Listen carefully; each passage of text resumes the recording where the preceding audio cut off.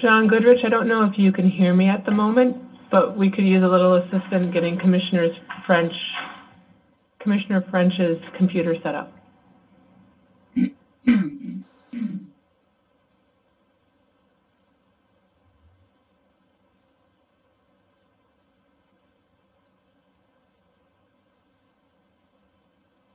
Video on.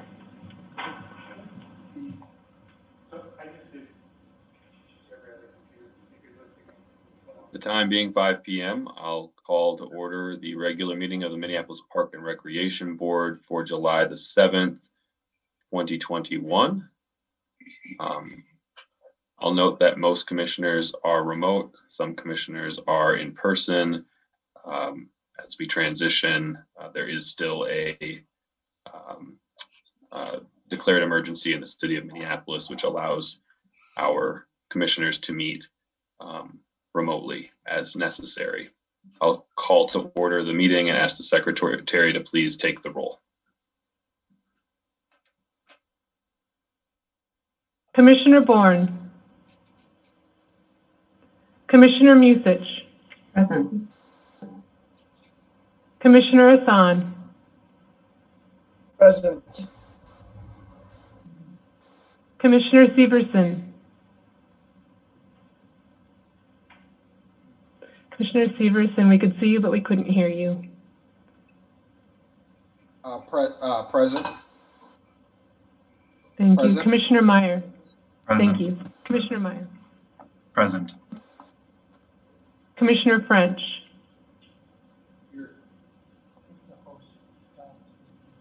Oh, wait 1 second. Which one is that?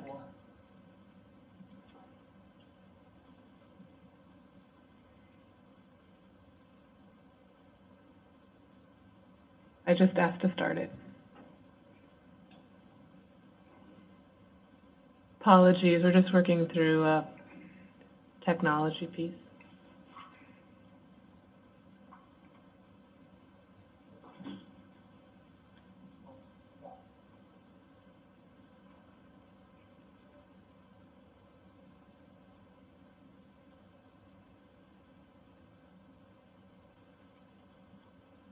I've asked to start all of them at this point.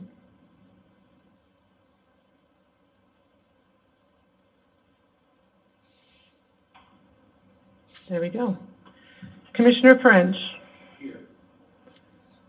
Commissioner Forney. Here. Vice President Vita. Present. Vice President, there you are. Thank you. President Kogel. Here. You have a quorum. Thank you. I'd ask for a motion to approve the agenda. So moved. A second. I have a motion and a second. Is there any discussion on the approval of the agenda? Any discussion? Any discussion? I'm seeing none. I'll ask this. Oh, Commissioner Musich. Do we need to note we'll be bringing items out of committee to the full board?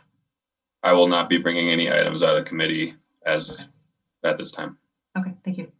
Thank you, Commissioner Musich. Any other? Wasn't there a request to bring the Kenny Park one directly to the board? Yes, there was. It would be my recommendation that we do not bring any items forward. Okay.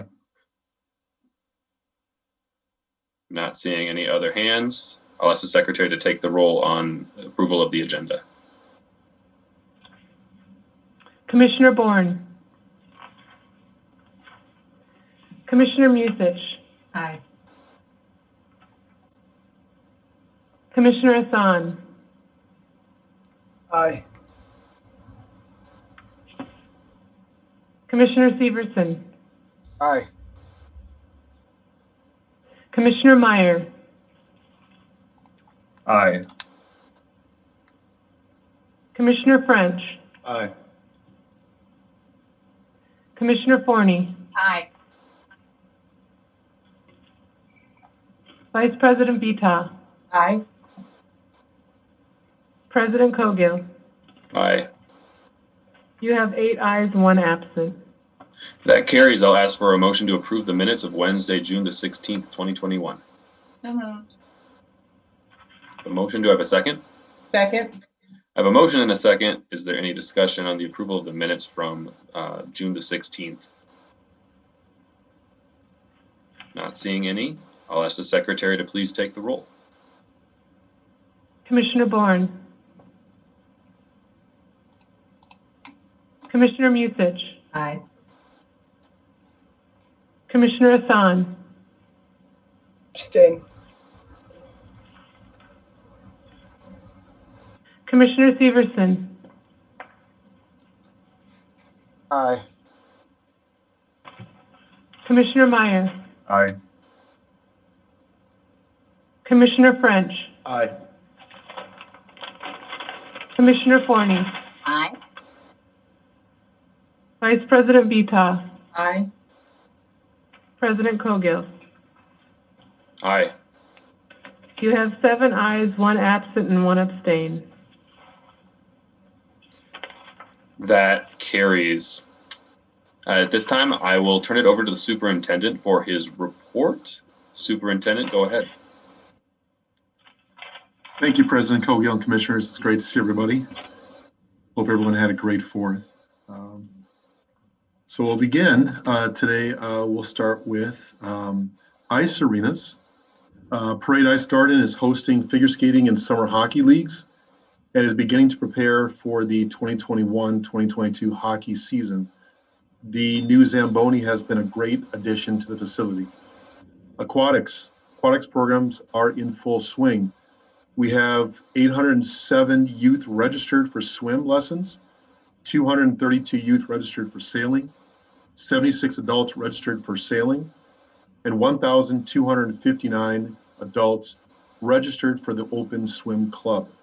Attendance over the warm period has been up significantly, and lifeguards are doing a tremendous job keeping our patrons safe in the water. These are really great numbers, so congratulations on that.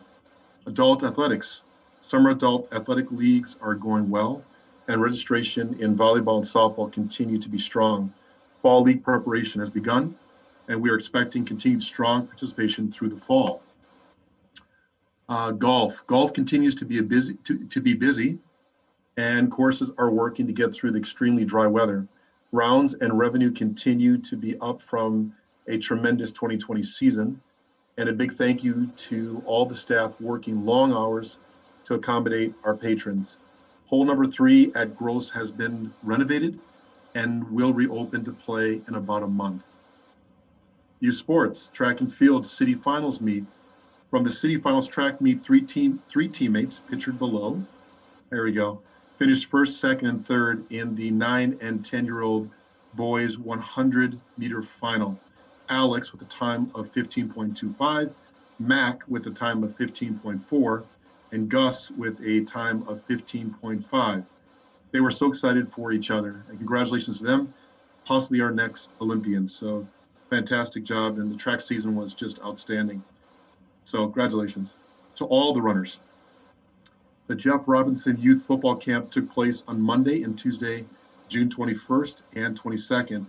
We had 25 kids, both boys and girls, attend on both days. The camp took place at Parade Stadium Field. The kids received t-shirts, and the camp was free. Rec Plus program. Northeast Rec Plus program created empirical art during Rec Plus Nature Explorers Week. They painted their walking sticks and checked out all the cool bugs that we share an environment with. Wonderful designs, that's really cool. Recreation centers, Powderhorn. On Saturday, June 12th, the Powderhorn Park hosted a schools out 1.5 or 1.2K walk around the park. 60 youth participated and walked around Powderhorn Lake, keeping an eye out for orange tiles with letters painted on them. Once the participants had finished their lap, they wrote down what the tiles spelled out, the word summer. By participating, they were entered to win one of 2 bicycles donated by Alina Health. Each participant who entered received a small Powderhorn Park backpack with some snacks and a Frisbee inside. That just makes me smile. I love it. That is so cool. East Phillips. The East Phillips Rock the Block happens 5 to 8 o'clock p.m. every Monday, Tuesday, Wednesday, and Friday on the back patio from 5 to 8 o'clock p.m. The staff and kids meet and play games.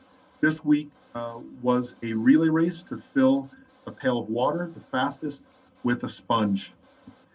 Luxton, week 1 of Youthline Luxton digital photography program started this week. Youth walked the Tower Hill Park where they learned aspects of digital photography. Creekview, a new Gaga pit was installed at Creekview on the concrete patio. Park Commissioner Cale Severson, yes, because I remember when he got this, he won the Gaga pit at the National Park and Recreation Conference in Baltimore in 2019. We are very excited to see it up and ready to be used. Folks can check out the playground ball inside the park or bring your own. So thank you to Commissioner Severson. That was really awesome. It's being put into good use. Kenny Park hosted Outdoor Kids Create Dinosaur Arts and Crafts for youth and families. Falwell Park, Minnesota STEM partnership will work with the MPRB youth during 18 1.5-hour sessions teaching esports. Students in the program will learn about teamwork, communication, collaboration, problem solving, and critical thinking skills. They will also get exposure to individuals who have careers in the field and take tech breaks to discuss education and career mapping to gaming. If you want to explore esports, this is a program for you. This program is free and runs Tuesdays and Thursdays from 6:30 to 8 o'clock p.m. And if you don't know anything about esports, it's a huge trend within recreation to the fact that they fill out every conference room where they're standing room only. And it's a $1 billion industry, but it's an amazing opportunity for youth to participate in a sport that's probably what they call non-traditional, but it's an incredible thing happening across the country. And I will share more of that as we go forward. So congratulations to Falwell and Recreation of thinking about this and moving it forward. Great work. Let's see here. $88,559 awarded to MPRB from the Hennepin County Youth Sports Equipment Grants for spring 2020 and 2021. And here is a list of the awards in front of you. Again, that's $88,591. So again, thank you to Hennepin County for the youth sports equipment grants. It is just absolutely critical and essential for us, and we're so grateful for this and what it provides for our young people. And again, there's the list, and we'll share this more, but thank you again, and it's being put to good use. Forestry. The MPRB Forestry Department has placed tree guards around trees to deter damage from lawnmowers and weed whips. Most are currently near Lake Nokomis, but you can expect to see more of them being used throughout the city. It's a small investment that will increase the longevity of our park trees. Environmental management. MPRB Natural Resources entered into a contract with Diversity Landworks for goat browsing services for invasive species control again this year. Approximately 40 goats, including females and their young, browsed 2 locations in South Worth from mid-June to early July. Both paddocks were located south of the Eloise Butler Wildflower Garden near Wayzata Boulevard and Interstate 394. Like white-tailed deer, goats are browsers, and their preferred foods are twigs and leaves. Using goats to control invasive species is similar to mechanical methods such as mowing or prescribed burning. Goat browsing doesn't eradicate or kill the plant, it keeps the plant from growing large and seeding. There is a population of Oriental bittersweet and many common buckthorn plants. MPRB is working to control with goats and mowing in this area. So it's great to see our goats back. Asset management, operations and pools. The 2021 MPRB pool season is off to a great start. With record high temperatures, waiting pools across the system have been very busy and very popular. Asset management staff will continue to update the pool app to ensure that the community is receiving the most up-to-date information. Unfortunately, the Weber Natural Pool, the NSP, Natural Swimming Pool, is temporarily closed effective today, 7/7/2021, of course, today. NPRB's regular sampling of bacteria found that I hate to say that, I'm going to mess this word up. Bacteria levels exceeded the NPRB standard for natural swimming pools.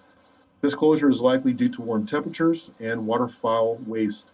Bacteria test results are available at our website, and you can access that, of course, through the minneapolisparks.org/activities events /water activities /Weber Natural Swimming Pool. The NPRB will resample the NSP on 7/8/2021, which is tomorrow. When the bacteria levels are within NPRB's standard of natural swimming pools, the pool will reopen. Our website will have updated information regarding beach and natural swimming pool sampling results and closures. Natural swimming pools, like Weber, are living systems that use biological filtration instead of chemical or water treatment. In other pool news, the nation has experienced a chlorine shortage. Due to increased demand, the team is searching for chlorine supplies to keep pools open through Labor Day. The shortage could have longer-term effects that could impact the 2022 pool season. Asset management staff are working diligently to secure enough chlorine to support the system pools for the remainder of the season and making plans for the 2022 season as well. I know it's so difficult when you hear about these things because it's behind the scenes that you think we would have enough chlorine, but the shortage is concerning. We are working towards it. I want to thank operations for their work and diligency and really tracking this down and keeping our pools open, but it is something that we are keeping an eye on, and hopefully we can come out of this with no real concerns for the 2022 season, let alone 2021. Equipment services. The NPRB Forestry Division planted close to 9,000 new trees this spring. The hot and dry weather has become a concern in keeping the newly planted trees thoroughly watered. The Forestry Department team worked closely with NPRB's equipment shop to come up with a plan to increase watering capacity. The equipment shop set up one of 6 additional 450-gallon water tanks. Thanks to the equipment shop quick response for creating additional watering capabilities. That is ingenuity at work. So thank you to our equipment shop for coming up with the solution, keep our trees alive and healthy. Great work. Equipment. The asset management team took delivery of a new front end loader. The Caterpillar 938M small wheel loader, and you wouldn't think it's small wheel, but it is. A loader sets the standard for productivity, fuel efficiency, and operator comfort. This engine also meets the Tier 4 Stage 5 emission standards with an environmentally friendly clean emission model or module. The front end loaders at NPRB are a valuable tool in aiding our mobile equipment operations in snow removal and lake and park maintenance. Horticulture, new team members. The horticulture team is excited to add 4 new full-time gardeners to our team. Yes, the new gardeners joined us this week on June 28th and come with years of experience in the landscape and garden industry. The new gardeners will be working at the Formal Gardens at Lindo Park, as well as the Minneapolis Sculpture Garden and the Upper South Service area, which include our downtown parks. And then you see Sean Dolan, Amy Birdsall, Andy Haberman, and Eric Vera. So congratulations, and we're really happy to have you on board. Water turn on update. Last month, I mentioned that the public-facing GIS map of open drinking fountains would be launching soon. Unfortunately, the map I was referring to was actually a map created in 2020 for another purpose and does not have the ability to show operation status in real time. Staff is working on creating a public-facing, real-time operating GIS that should be ready by next spring. That said, I'm happy to report that all restrooms are open and 74% of drinking fountains are open. Of the 50 drinking fountains that are currently closed, 41 have been turned on but need repair. Decorative fountains. There are 7 decorative fountains in our park system. These fountains have not been operating since October of 2019 due to COVID precautions. So repairs were anticipated. The team worked to open all of the decorative fountains and was successful in starting up the Heffelfinger Fountain, and the Rose Garden of Lindale Park and Gateway Fountain downtown. The PV Fountain, also known as the Horse Trog, in the Kenwood neighborhood, required some minor repairs, and we hope to open by the end of the week. The 7 pools at Thomas Lowry Park is under construction and will open in 2022. Unfortunately, the Peace Garden Cascade and the Phelps Fountain at Lindale Park require repair before they can be operational, are operation and are delayed. The Burger Fountain has sustained significant deterioration in the mechanics, and it's not able to open this year. We're working on a plan for next steps of the Burger Fountain.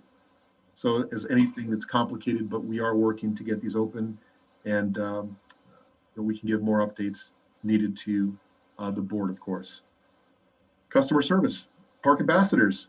7 enthusiastic ambassadors started greeting park visitors over Memorial Day weekend and will continue to stroll through the Sculpture Garden and Loring Park, the Stone Arch Bridge, and Father Hennepin Park, and Minnehaha Park on weekends through Labor Day.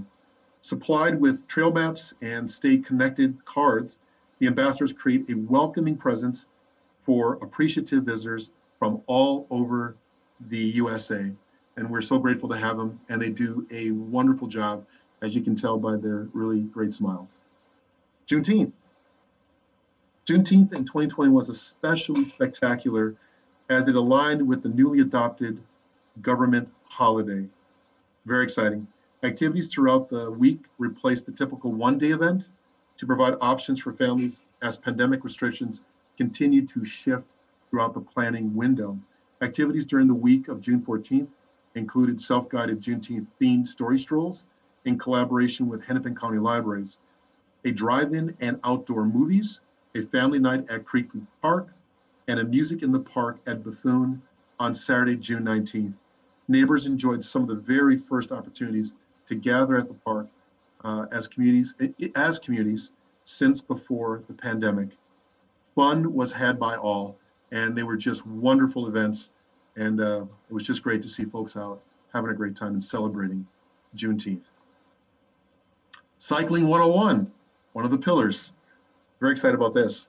Part of the new cycle of summer series, Cycling 101, kicked off last week at Morris Park. The cycle-centric program focuses on further exposing our youth to the many options of biking. MPRB police are on hand to provide their bike rodeo, which teaches kids how to ride safely. Mechanics are on hand for tutorials. And live BMX demos with a big air show are the climax of the Cycling 101. There are 5 more chances to get in on the action at the following sites: Creekview, Longfellow, Bottineau, and Armitage Parks. Spread the word and learn more about online searching the keywords cycling this summer. And this is really exciting, and we're going to continue to build on this, and just really excited to see everybody out there riding their bikes and really learning how to ride safely. So congratulations to that. Planning Division, Farwell Park and Hall Park. Improvements are coming to both Farwell and Hall Parks. The Minneapolis Park and Recreation Board, MPRB, is hosting a pop-up community open house events at Farwell and Hall Parks in North Minneapolis. Join MPRB project staff, MPRB's youth design team, and the Farwell and Hall Park communities for the following. Help determine which improvements should be prioritized as part of the projects at each park. Enjoy light refreshments. And at Hall Park, check out the fun bike obstacle course from Minneapolis Bike Parks. And the public, everyone is invited, so please join us. Open house details are Wednesday, July 14th from 3 to 6 o'clock p.m. at Farwell Park at 1201 North Sheridan Avenue, Minneapolis, Minnesota.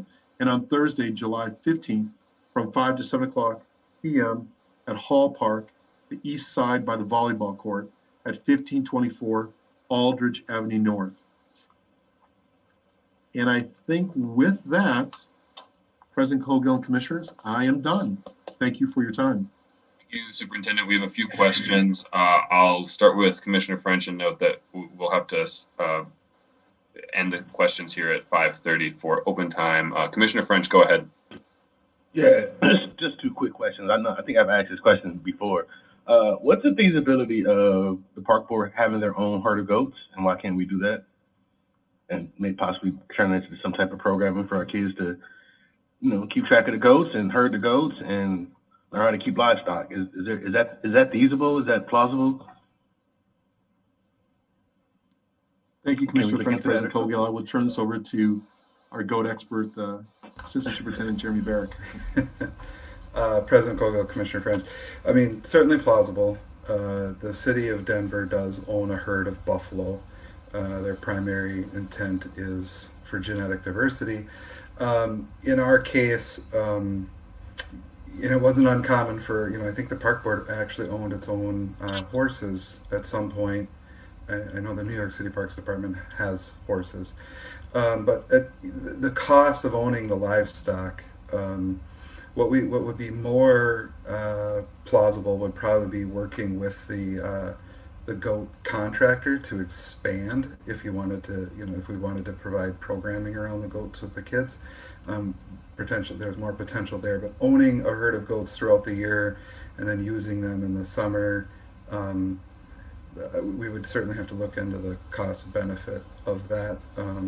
But it would be fairly significant. Owning livestock is a tremendous cost.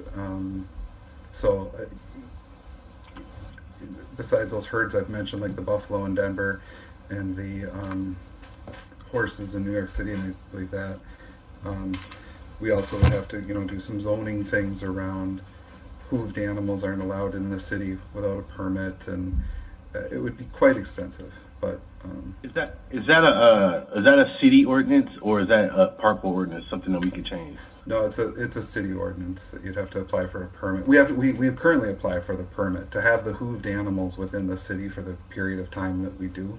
We have to obtain a permit each year, and so you would be looking at getting a permanent permit to keep them here, or finding a facility outside of the city that doesn't require a permit.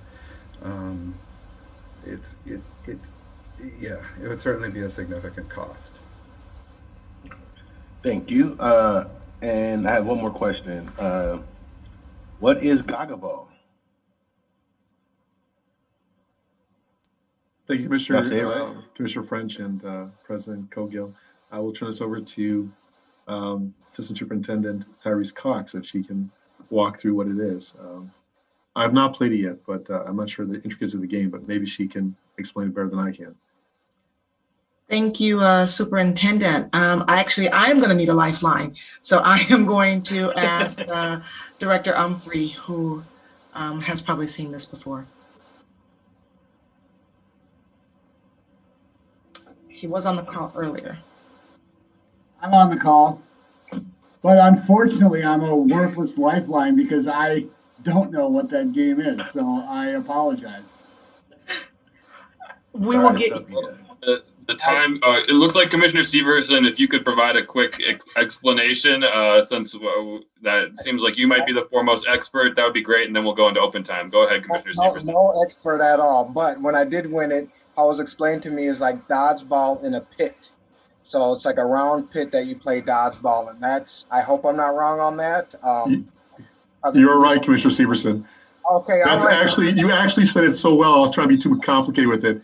Awesome. All right, thanks. Very good. Thanks for clearing up my ignorance. Appreciate it. Thank you, Commissioner French. Commissioner Musich, I'll come to you after open time.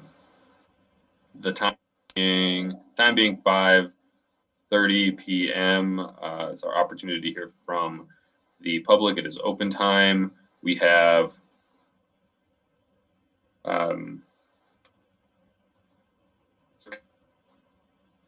speak this evening. Members of the public are able to call in, still pursuant to our rules, and the fact that we have a quasi-remote meeting today. I'll note that each member of the public will have 2 minutes to address the board. Members of the public can speak on any issue they wish. We just ask that you refrain from using any discriminatory or harassing language and refrain from discussing any pending personnel matters. So with that, I'll ask our AV leaders here if we have our first speaker, Jim Cohen, on the line. Jim is not on the line right now. Okay, we'll move on to the next speaker signed up, and that is Daniel Messer. Daniel is on the line. Very good, Daniel. If you're there, you can turn off the live stream behind you. You have 2 minutes to address the board. Start with stating your name and, if you're comfortable, your address for the record. Okay, so my name is Daniel Messer at 4909 Russell Avenue South. Can you hear me? Yes, we can. Go ahead, Daniel. Okay. So hi, I would like to report a major safety issue at the Lake Harriet boat dock area. It is no longer safe for sailors to go to the dock for 2 reasons. First, kids and teenagers are very often swimming off the dock and or sunbathing on the dock. The risk to get hit by a boat is extremely high, and it is only a matter of time before one of these kids gets severely injured or dies. Even at low speed, the impact of a boat is very dangerous, especially if the swimmer gets crushed between the boat and the dock. Second, milfoils and weeds are not being removed around the dock area, which makes it almost impossible to safely maneuver in the area. As a sailor, we are trained to react to unpredictable conditions and always plan for an escape route. However, we rely on safe open areas above water, on the water surface, and below the surface. If we cannot get these conditions, then we put others and ourselves at risk. Nowadays, pretty much every time I need to go to the dock, I need to yell at kids to get out of the water, and most often I need to go around at least once before I can dock. Once on the dock, not only I have no space to maneuver, but I get yelled at by teenagers who literally insult me because I tell them to leave. I also already got stuck in the weeds, and 2 other boats got in the same situation just like last Saturday. I already complained multiple times to the park board with no response over the last 2 months, and I am getting tired of having to stress about going to the dock so I can go pick up my family or friends so we can enjoy the lake. So I am asking that the park strictly enforce the no swimming rule in the area with fines. That the park clearly installed a big sign that everybody can understand with how much it would cost them. Thank you, Daniel. I am asking that the park orders the harvester to clear the area 100 feet around the dock every 2 weeks. I feel that the park board is not maintaining safety for the public, and if nothing is done, I will blow the whistle to the media. Thank you. Thank you, Daniel. Our next speaker is Sean Gazowski. Is Sean on the line? Sean is on the line. Great, Sean, you have 2 minutes to address the board. You can go ahead now. Hello, this is Sean Grzeszewski, and my address is 3132 22nd Avenue South. I'm a Minnesota Water Steward volunteer active with Friends of the Lake Hiawatha and the director with Resilient Cities and Communities. And so we're excited that we hope the planning committee will be able to vote today to approve moving forward with the Hiawatha Park Master Plan, to have that voted on by the full board later in the month. And we really are supportive with Friends of Lake Hiawatha of the amendments from Vice President Vitoff for the African American run food venue, the expanded hiring for African Americans within the park golf business, and we're also very excited about having a climate resilient 9-hole golf course, expanded both summer and winter recreation. I'm a big cross-country skier, and it would be wonderful to have snowmaking and expanded cross-country skiing down in the South Minneapolis in addition to Worth Park. We're also very excited about expanding the wetlands and habitat, given the fact that this natural area had been disrupted 100 years ago. We can begin to repair that damage. And Friends of Lake Hiawatha would like to work with the park board on protecting space for the owls and other otters, other creatures, so they're going to be a bit further away from where people are walking around. So to design it so that we can have expanded recreation while also protecting the habitat of animals. So we're excited that this is going to move forward with being able to unlock a lot of funding from both the legacy funds, the Met Council funds, the funding from the Watershed District, and the city of Minneapolis to help implement the plans.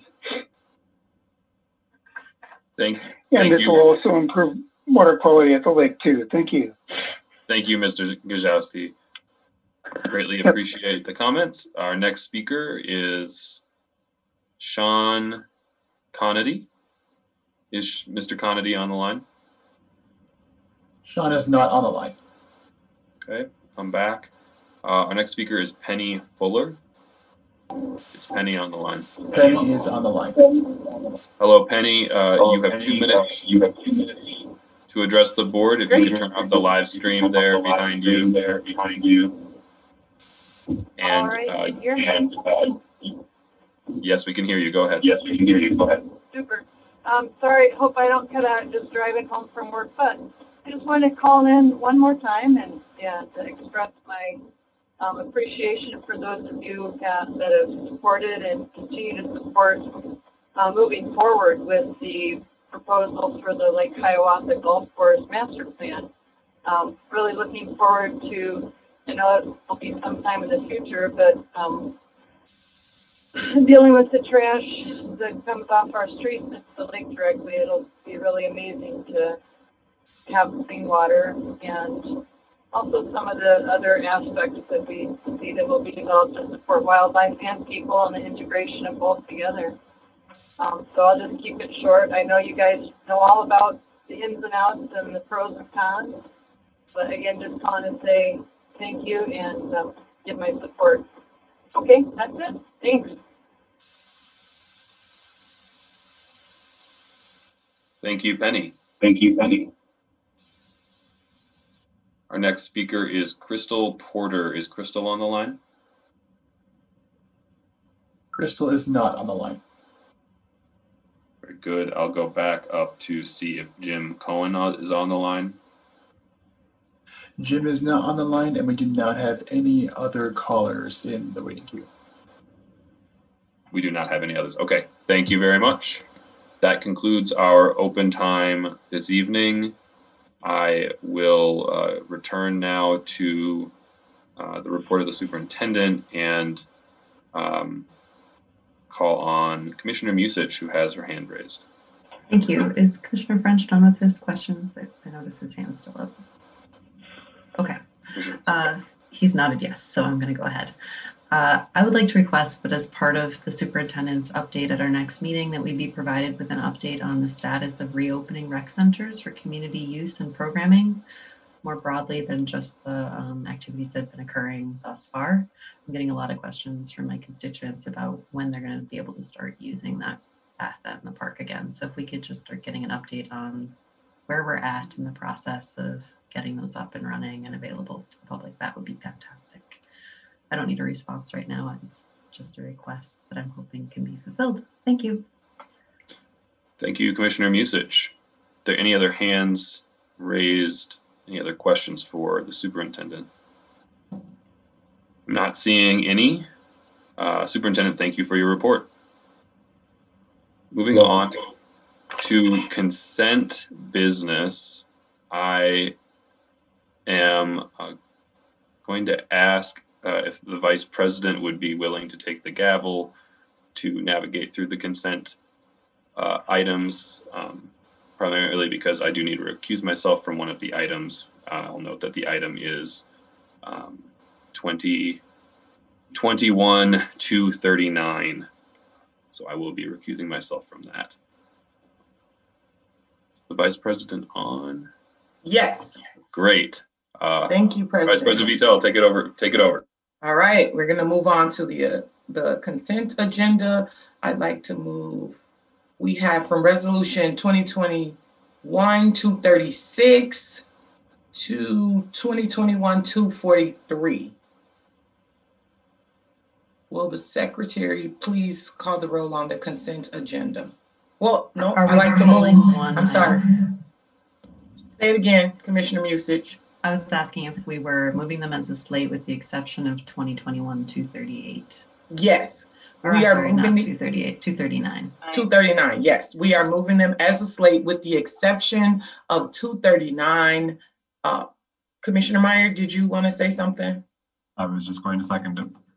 Thank you. Did someone I move the slate. Okay. 2021-236 through 2021-243 with the exception of 2021-239. Thank you. You're welcome. And there's a second by Commissioner Meyer. Madam Secretary, will you please take the roll on the consent agenda? Commissioner Bourne. Commissioner Musich. Aye. Commissioner Severson. Aye. Commissioner Meyer. Aye. Commissioner Hassan. Aye. Commissioner French. Aye. Commissioner Forney. Aye. Vice President Vita. Aye. President Cogill. Aye. You have 8 ayes and 1 absent. That carries. I'll move 2021-239, a resolution authorizing a professional services agreement with SRF Consulting Group, Inc. to provide design, construction documents, and construction administration services for Bryn Mawr Meadows Park for a fee not to exceed $372,950. Second. Any discussion? Will the secretary please take the roll on resolution 2021-239? Commissioner Bourne. Commissioner Musich. Aye. Commissioner Severson. Aye. Commissioner Meyer. Aye. Commissioner Hassan. Aye. Commissioner French. Aye. Commissioner Forney. Aye. Vice President Vita. Aye. Note that President Cogill has recused. You have 7 ayes and 1 absent. That carries.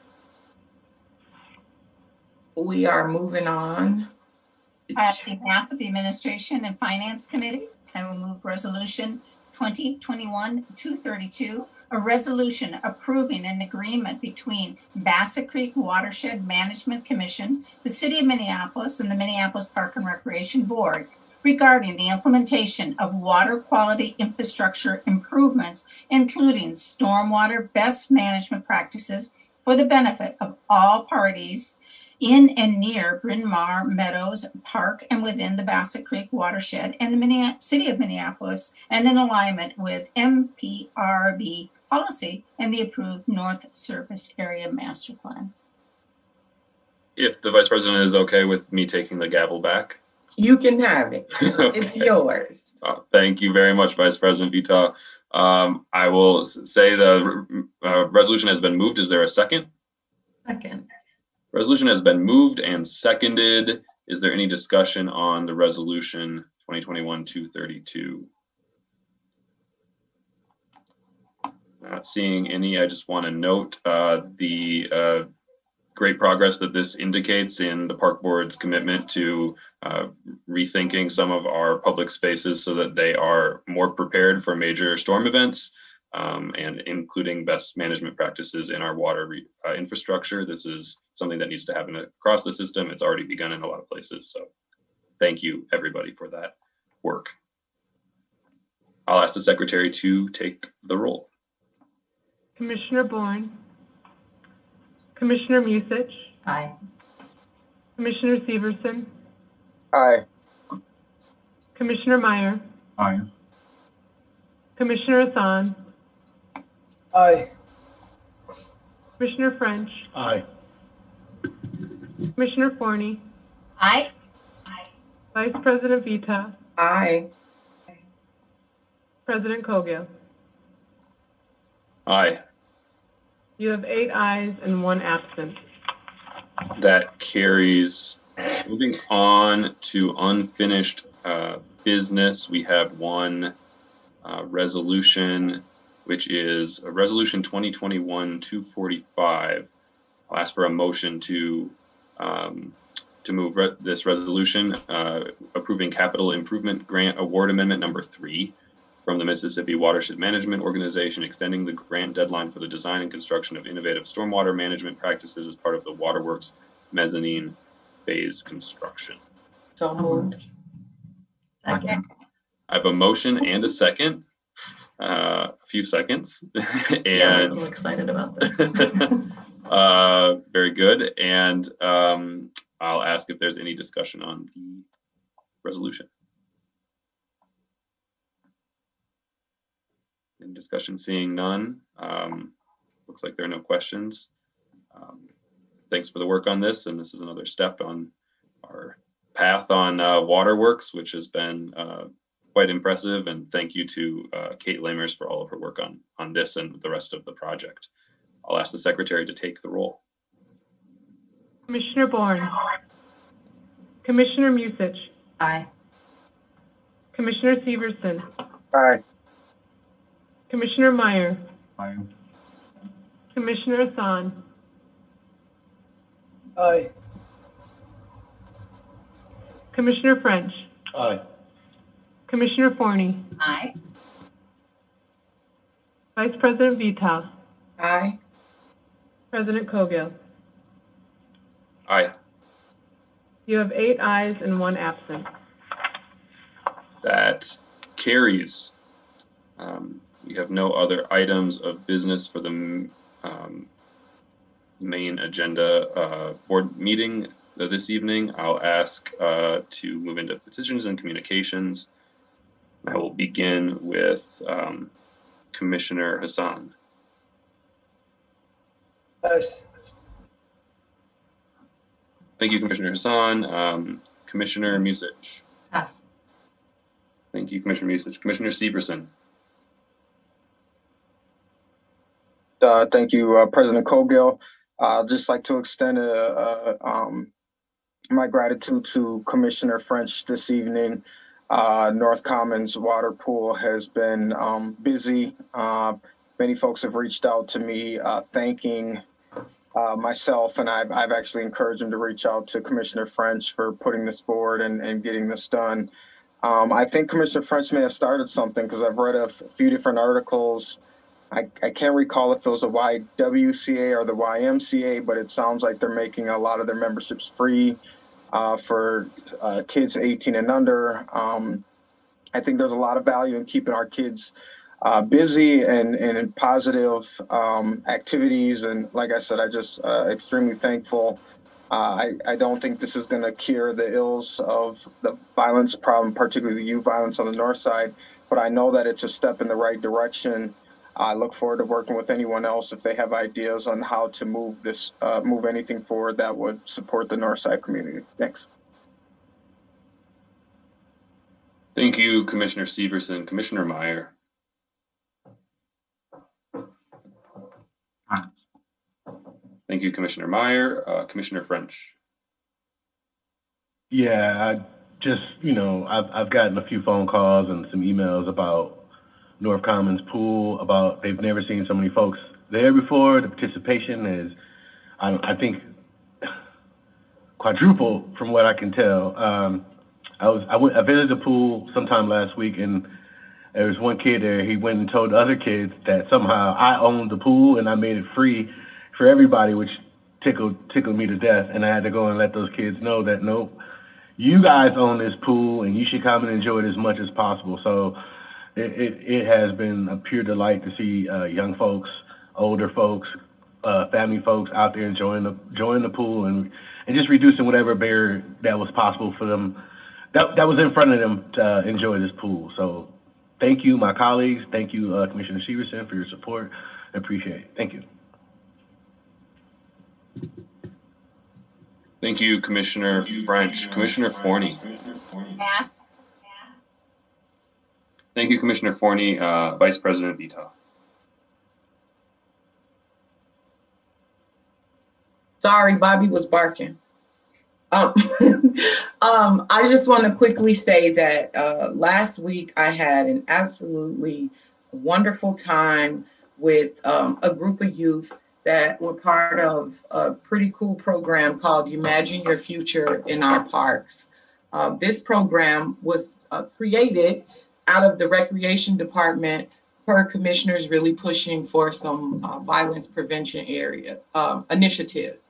It was the highlight of my summer. I know we're just like right in the beginning of summer, but I'm hoping that we'll get a presentation in front of the board from these young people and the staff that participated in the Imagine Your Future program. So the young people were from ages 17 to 22. Most of them were 20 or older, had a few bumps in the road so far. They completed, I want to say 8 weeks of this program. Just to hear what they got out of the program for 8 weeks, I had one young person say, you know, my parents put me in programs all the time and I was just expecting this to be the same old. I was just gonna come, listen, eat, get my gift card and leave. And he said this was the best program he's ever been a part of. From the day he walked in the door, he could tell that the staff were different and that they cared about him.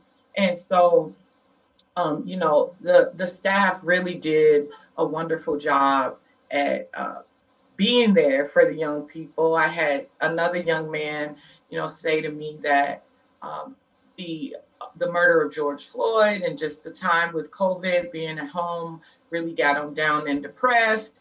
And he referred to King Park as his park. And I thought that was the coolest thing ever. He's like, I couldn't go to my park and King is my park. And I couldn't go and it was just getting worse and worse. And he started this program and now he's working at King Park. Like, this is like exactly what we want to be doing in our park system. And then finally, there was a young woman who said that, you know, school was her only lifeline as a teenager. And when school shut down, she just, like, life was just so different. And this program is what got her outside. And now she's gonna be working in our park system. She met a new group of friends. The group that graduated was a group of 9, but only 7 attended the celebration. And they all met. They were from the north side and the south side, and they all met for the first time and shared their stories and appreciation for the staff, Miss Leslie, Mr. Newman, and I believe the other staff person's name was Sarah. Please correct me if I'm wrong, staff, superintendent, or Assistant Superintendent Cox, but the staff were just instrumental in this. The way that they met these young people where they were is exactly what I envisioned in my mind. So kudos to Assistant Superintendent Cox for having the vision for this program and allowing for staff to step outside the status quo and the box that we usually think of in terms of recreation. This was a big deal. I felt it. I went there. I shared my personal stories with the young people. We connected.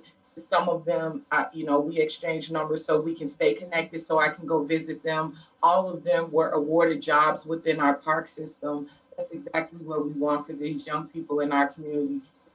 This is the pathway to violence prevention. These kids have something else to do.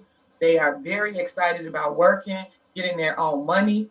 I got lots of comments about go back and tell your colleagues on the board, you have to fund this. You have to fund it bigger and better next time. Don't take the, I asked who set them up to say that, But they were very aware of commissioners. We talked about all 9 commissioners. We were in the boardroom, so we were able to talk about the jobs that we all have as a governing body over this board. So I'm hoping in the future we can have a presentation from this group. It was amazing, and I want you all to see it for yourself. I want you to hear it from these young people's mouths themselves, how great this program was for them, how meaningful, and how it connects them further to our community and the resources that we have right here in our park system. So kudos to staff and everyone that did a great job at organizing this and keeping these young people lifted and motivated and showing up every day. Lastly, one young man told me he missed his meeting in South Minneapolis, and he took 3 buses to get to the one in North Minneapolis because he was so committed and dedicated to the program. So that speaks volumes to what we offer to these young people. He didn't even want to miss it. So thank you all, commissioners. We should be very proud that the pilot of this program comes out of our term as serving on this Minneapolis Park Board. It is truly something to be extremely proud about. Thank you. Thank you, Vice President Vita. I'll be brief and just say thank you to staff across the system for all the work on opening up the park system this year. I know it's a bit different this year, having a whole year where a lot of our infrastructure wasn't opened up, bathrooms, fountains, etc. As we move forward in the summer, I know we're almost halfway, it seems like, into the summer, but getting those things open, keeping diligently working towards opening up our rec centers to everybody, all of that stuff is so greatly appreciated as we're managing this sort of transition, hopefully, to have everything opened up again. I can't thank everybody enough in being flexible and thinking big about how we can do that as efficiently as possible. So thank you, Superintendent, and your team for doing that work. I know it seems like it should be easy stuff, but there's a lot that goes into every single aspect of that. So it's just wonderful to see. And thank you all the commissioners here this evening for all the collaboration and work this year as we're opening things back up again, getting programs running, trying to make things more accessible to folks, addressing some of the major issues that our city is facing. It's been great to see and appreciate everybody's work. With that, I will adjourn the regular meeting of the board and turn it over to Chair French for the Recreation Committee. The time being 5:58, I'd like to call to order the meeting of the Recreation Committee. Secretary, please take the roll. Commissioner Musich. Present. Commissioner Hassan.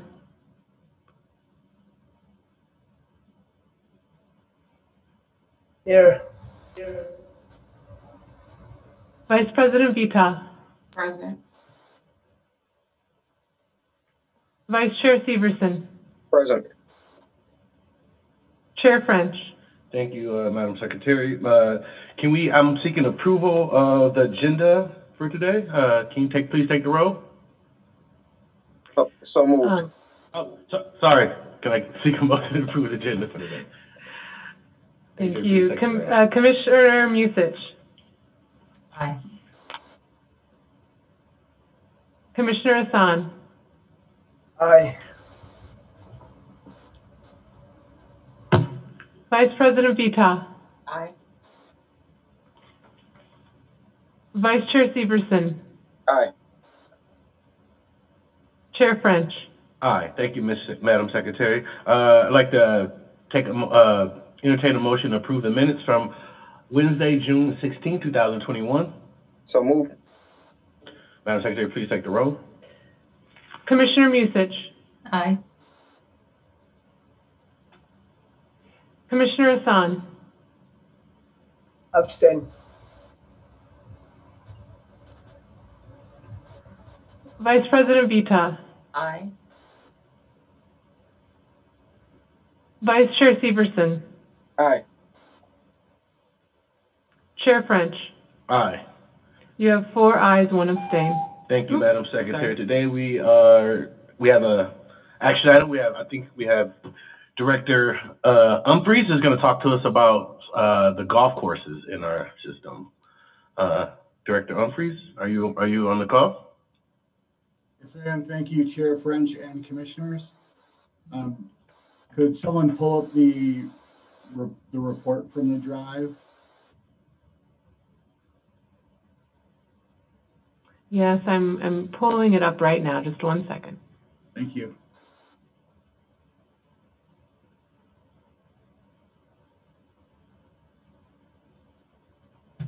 So, Chair French and Commissioners, the purpose of this today is just to give an overview of where the golf season is so far this year and answer any questions you may have. So, next slide, please.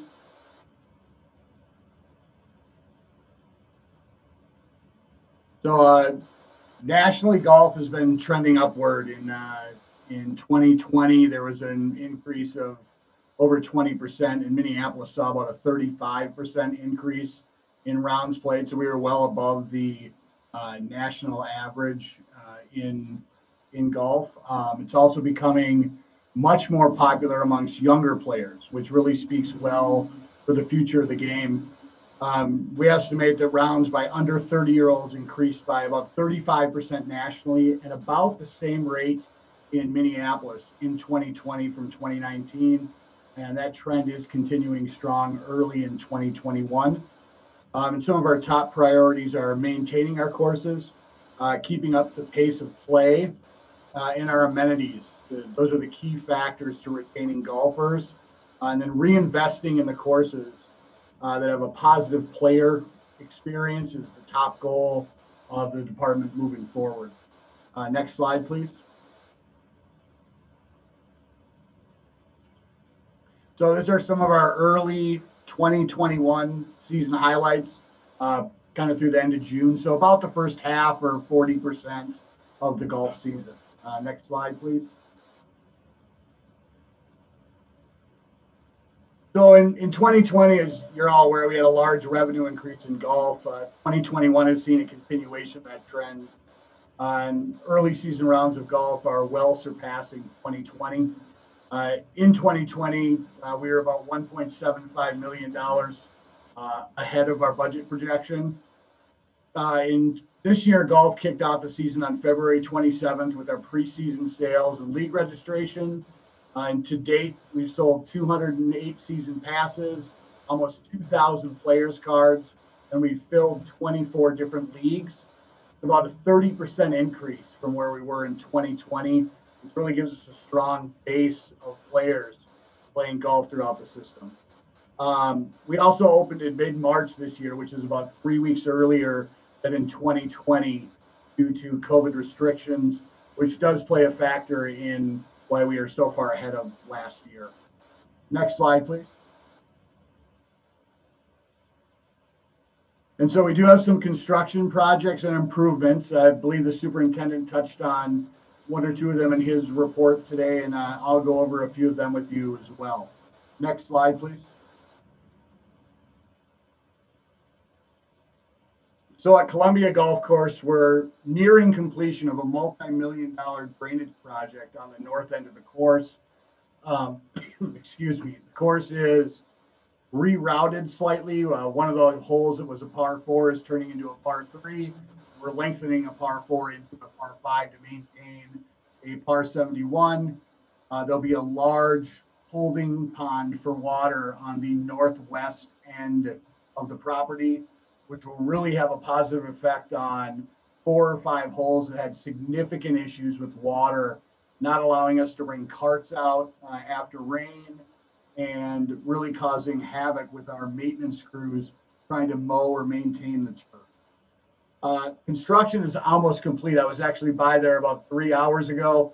They are laying sod on the new areas. They have trucks out there doing that. So we'll have a little bit of a growing period that will take place the remainder of this year, and the full course will reopen in early 2022, probably around the 15th of May. Some will depend on what we get for weather in the spring. Gross Golf Course just had hole number 3 regraded and done. It was a bottleneck in the golf course that caused lots of delays. We flattened out the green and added a new tee box and moved a bunker that really is going to improve the pace of play there and make for a more enjoyable experience. And then at Meadowbrook Golf Course, we are getting ready to take bids for a new clubhouse. We're hopefully going to start construction in the fall of 2021 and complete that in 2022. So a couple of major projects. We've been going for 4 years now at Meadowbrook Golf Course with a trailer instead of a clubhouse. So it'll be a really nice improvement at that facility. Next slide, please. Certainly. And Director Umphrey, let me just interrupt for one moment. We do have 2 time-certain public hearings on our agenda tonight at the Planning Committee. We don't have any call-in speakers for those public hearings, so the decision has made to proceed with this committee until we get to Planning Committee. Just to let folks know, we're getting several texts and comments coming in. Sorry, Director Umphrey. Thank you, Madam Secretary. And then I'm just going to take a minute to go over each of our 6 different properties and give a couple of individual highlights for them. So first we'll start with Columbia Golf Course, where Mark Reimer is the course manager and Isaac Risford is the superintendent. Next slide. So some information about Columbia. The rounds of golf have gone down slightly in 2021 due to the construction project. Operating a 9-hole golf course obviously is going to have less traffic than the 18-hole golf course. However, the driving range at Columbia has seen a significant increase in use. And we've also added food and beverage options there during the evenings and weekends, which has really been well received. We work with our food vendor to have those options available at that site. Weddings and events have also really picked up since COVID restrictions have lifted. So we're seeing a lot more events inside the chalet at this time. Columbia is also home to the first tee of the Twin Cities. We have a large youth program. If you drive by Columbia just about any day during the summer, you'll see instructors with groups of youth utilizing the practice facility there. And in a normal year, Columbia does about 35,000 rounds of golf. I'm imagining this year will probably be around 25 to 27,000 rounds of golf. And then I believe after we open back up fully, we'll probably be well over 35,000 rounds of golf as people are excited to take advantage of the new facility. Next slide, please. Next, we'll talk about Francis A. Gross Golf Course, where Dave Bratland is the course manager and Jason Wolford is the superintendent. Next slide. Gross has seen a significant increase in rounds. It is typically our busiest golf course. Many of the league players from Columbia moved over there this year due to the construction. Gross is also on pace to possibly have 50,000 rounds played, which has not happened at a Minneapolis golf course since 2004. So they were at about 44,000 rounds last year, and they are ahead of last year's pace. They've been extremely busy. Gross also has a driving range facility that hits off mats only, and they also host first tee of the Twin Cities on that driving range and on their practice green. Next slide. So Hiawatha Golf Course, where Dan Stoneberg is the course manager and Dan Amon is the superintendent. Next slide, please. So Hiawatha has seen the largest increase in rounds played from 2020 to this year. They're up over 35% from the same point this season. Since reopening fully after the 2014 floods, there's been an increase in rounds at Hiawatha Golf Course every year. Hiawatha also hosts Minneapolis Public Schools golf teams and works closely with the first tee of the Twin Cities at their driving range and practice facility, and they're kind of the hub of South Minneapolis for first tee golf. Its driving range is very popular and it's used by adult lessons as well as youth lessons, and it's probably the most used in the system and accounts for about 20% of the revenue at that facility.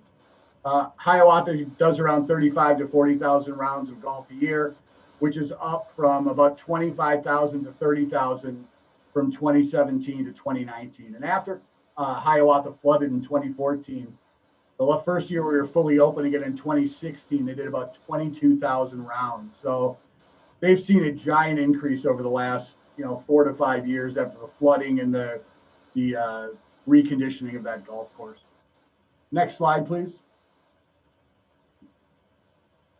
The Meadowbrook Golf Course, where Joe Green is the course manager and Chris Amok is the superintendent.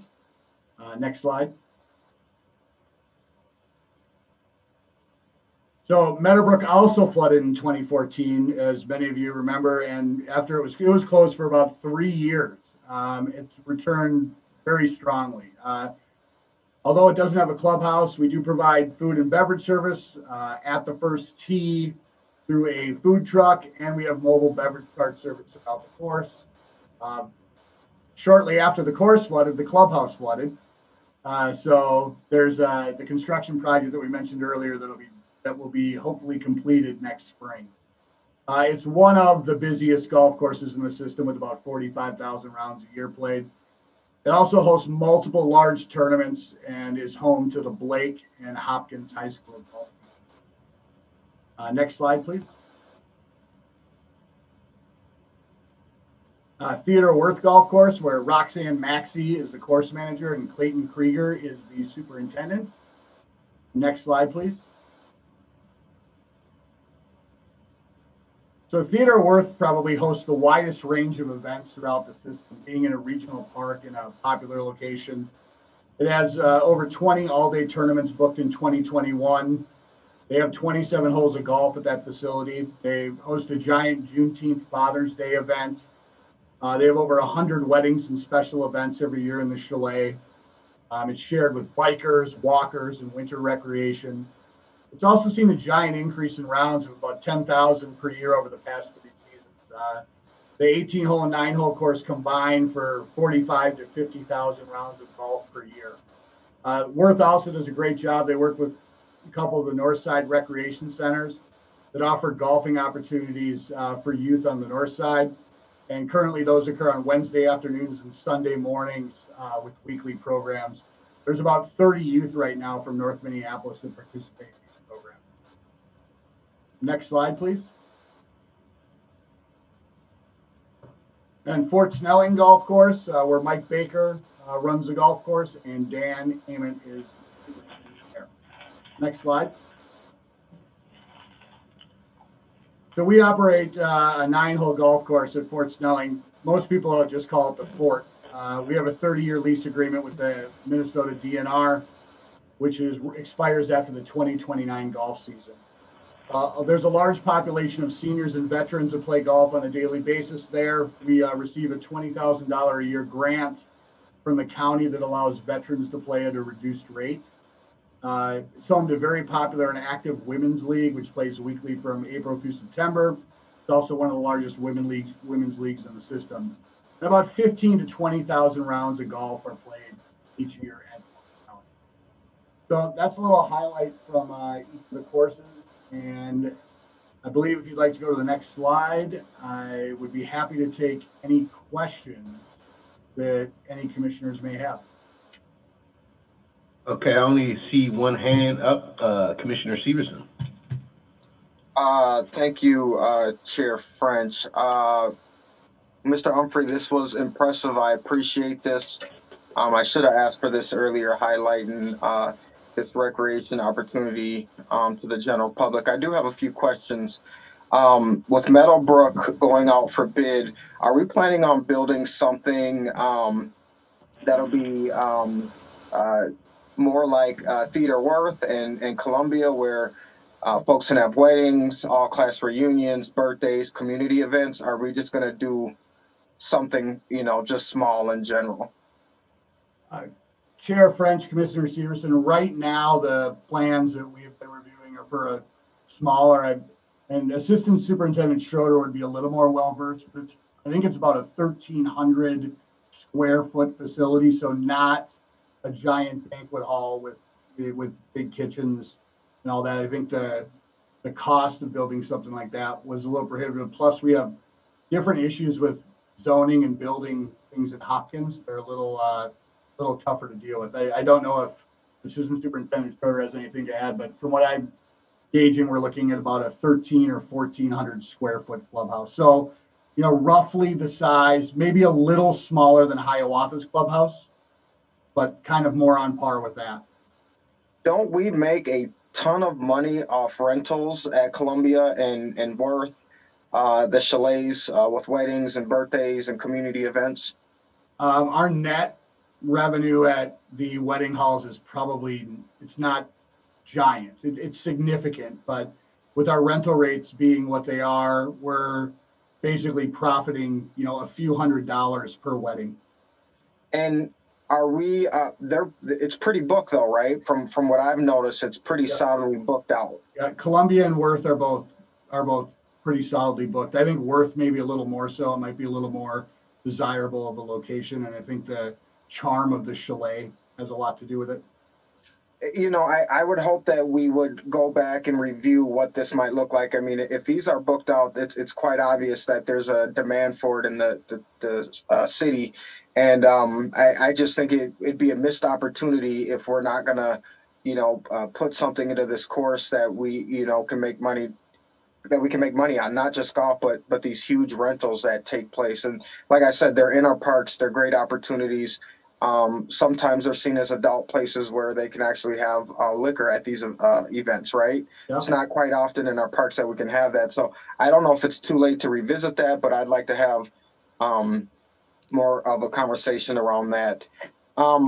In your expert opinion at Hiawatha, are we going to lose golfers? Are we going to lose money with just a 9-hole course versus this 18-hole course we currently have if this vote gets approved next month or whenever it's coming?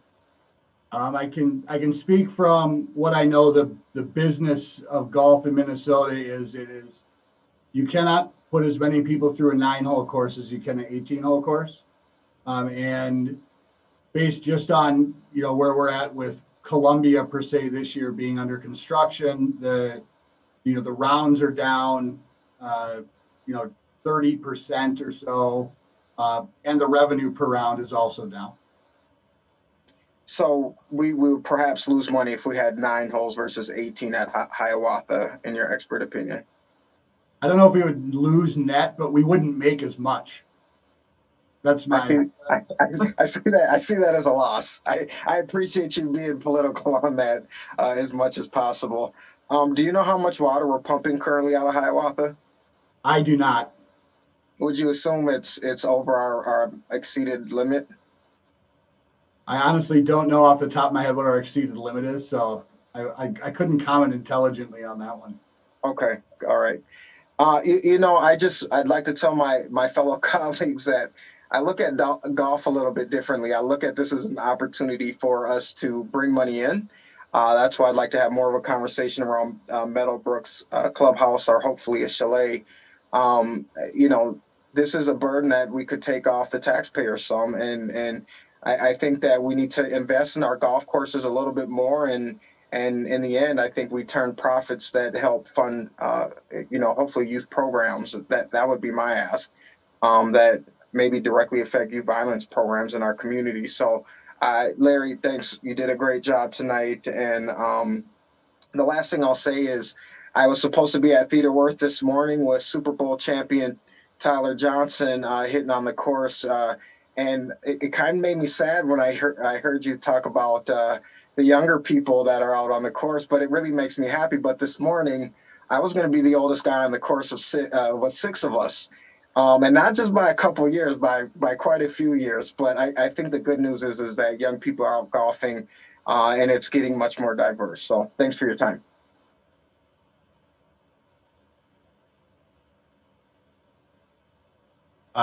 Commissioner's usage. Thank you, Chair French. Director Humphrey, do you have demographic data on who's playing 9 holes of golf versus who's playing 18 holes of golf in terms of age and gender breakdown by chance? Chair French, Commissioner Muses, I don't have it readily available. It would probably be anecdotal. We don't ask for gender identification or age when we're taking tee times for patrons. The only time we ask for proof of age is if they're renting a golf cart, we don't sell any alcohol. So I would have to look through our registration system to see if we can pull that, but it might be anecdotal to say, I could make a guess, and I would guess that it would be, you know, decently close, but I don't know how accurate it would be. Okay. Does the software that we utilize for the renting of golf, or not renting of golf, I'm sorry, signing up for tea time, Yep. does that software allow us to collect demographic data? I haven't asked, so I would imagine you probably could, but it would be voluntarily entered by the people. So it's different than when we're taking like a program registration for something. This is basically someone, you know, going online and kind of almost, you know, just putting in. I've booked a tea time, so I know how it works currently. So I would be interested in us seeing what we can do to collect voluntary demographic data from people. When we're talking about future planning, it's incredibly helpful for us to understand what the trends are amongst various age groups, as those trends can inform how we support the golf courses moving forward. Anecdotally, I can tell you that the young people in my life, they only play 9 holes. They don't have time to play 18. And if we're trying to be expanding more and more options for younger people to play, it may be more attractive to them to have more 9-hole tee times be open and that sort of thing. So if we could better understand that, I think that it would be helpful for us in terms of making policy around how we utilize this asset in our system. I'm also interested in understanding what the status is of the control and mitigation of damage to the courses from the European Chafer is, particularly at Hiawatha. Do you have information about that to share with us this evening? I do not have any information on that, but I can look into it and get back to you on it. Okay, because I know they were causing a lot of turf damage, and I'd love to be able to tell people that we were able to identify a control method that's preventing that from spreading. Yep, I know Dan was working on it there, but I can check with him and report back. Okay, fantastic. And then you mentioned First Tee at just a handful of the course locations. Back when I had my son enrolled in that program, it was at all 7 MPRB courses. Is it still being offered at all courses, or is it only at the locations that you mentioned on your presentation? Right now, the First Tee of it's not. It used to be First Tee of Minneapolis. Now it's First Tee of the Twin Cities. So St. Paul and Minneapolis share a chapter now. We used to have our own chapter in Minneapolis. So right now, First Tee is being offered at the courses that have learning centers, which is Gross, Columbia, and Hiawatha. Okay, and are we assessing whether or not there is demand to have it at the other locations? I know sometimes transportation can be a real issue for young families in particular that may be interested in participating in these programs. Yeah, we've actually been in discussion with our golf pros about potentially doing, we can't call it First Tee of Minneapolis or First Tee of the Twin Cities, but doing another round of youth golf lessons and opportunities at our other courses as well. So I wouldn't be surprised if later in the summer something like that rolls out.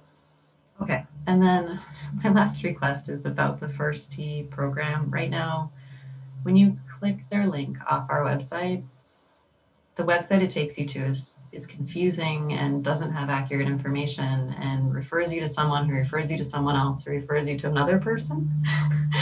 So if their website can't be updated to give people accurate information about how to participate in the programs that we offer, could we instead update our own website with the accurate information that you ultimately get from the golf course directors when you get referred to them, so that people don't get frustrated and just give up, and instead can connect to those programs for their kids? Because my son loved it, and I would love every kid that wants to have an opportunity to be able to engage in that program. It was just a real confidence builder, and the support the kids get to be confident in being out on the course with adults is instrumental in having them be able to go out there and play the game, even without an adult advocating for them. So yeah, thank you. One more question, sorry. Do we use tax dollars to operate the MPRB golf courses, or are they funded entirely through the enterprise fund? We are funded through the enterprise fund. Okay, thank you, appreciate it. Thank you, Commissioner Musich. Secretary Ringo, how are our time-sensitive item hearings looking right now? Do we have folks who would like to? Thank you, Chair French. We do have the chair for the 6:30 public hearing who just came on. So ideally, if we were ready or if we could recess and go over to the planning committee to at least hold that public hearing, that would be ideal. Think it'd be a good time to do it now? We have 5 more minutes, or can I get one more question on the commissioners? I think you have time to get at least one more comment from commissioners. Okay, Commissioner Severson, for the second time.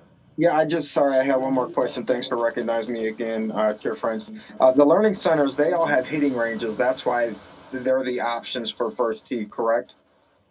Yeah, they have the space and practice facilities to accommodate the youth. Okay, that's what I suspected. Last question. Some of our former leaders in the park board quite often referred or said that golf is dead or golf is dying. In your expert opinion, is golf dead or is golf dying, Mr. Humphrey? Chair French, Commissioner Severson. So I may have a biased view, but I think golf is in a resurgence, in a renaissance, and I hope that we continue to build on what we've done the last couple of years. There are so many more people in the game and so many young people joining the game and investing in the game that I'm hoping we can build on the momentum that we have. Thanks again for your presentation. Thanks for recognizing me, Chair French. Thank you, Commissioner Severson. I will recess the Recreation Committee. I don't need to vote for that, do I? I can just recess it. Did you want to recess or adjourn? Did you have more that because there's still a few minutes. We are recessed. I still want to ask a couple more questions. Okay. Time being 6:27 p.m., I'll call to order the Planning Committee. Secretary, please call the roll. Vice President Vita. Present. Commissioner Musich. Present. Commissioner French. Here. Vice Chair Forney. Here. Chair Meyer. Here. You have a quorum. Thank you. 2 notes about the agenda. First, item 248 was recommended for removal by staff, so it'll be postponed into a later meeting. And then we'll do the Seat of Riverside resolution before the Kenny Park one. Is there a motion to approve the agenda to that effect, as well as the minutes of June 2nd, 2021? So moved. Secretary, please call the roll. Vice President Vita. Aye. Commissioner Musich. Aye. Commissioner French. Aye. Vice Chair Forney. Aye. Chair Meyer. Aye. You have a quorum. Uh, Sorry, that's 5 ayes. That carries. Is there a motion for Resolution 2021-247, a resolution approving the Cedar Riverside Recreation Center pre-design? So moved. Thank you, and we'll have a presentation from Dan Elias, followed by the chair of the CAC, Abdirazak Bigi. Good evening, Chair Meyer, Commissioners. Thank you. Deputy Secretary, can you pull up the presentation? Perfect.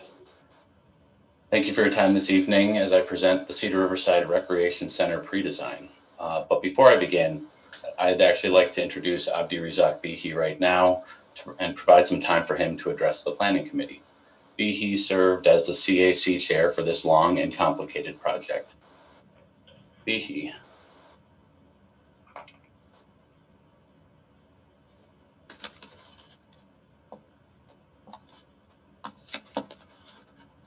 Bigi, are you still with us? Go ahead, Bigi. You can address the Planning Committee.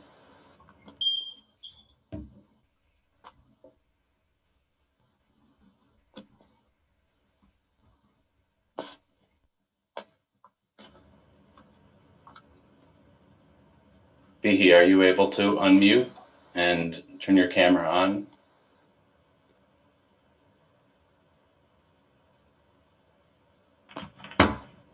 Okay, well, while he figures out his audio and visual, if you could bring up that presentation again, I'll just move through this presentation quickly and give him some time on the end if he's still available.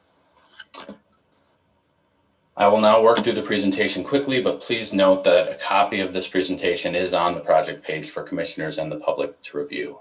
Next slide.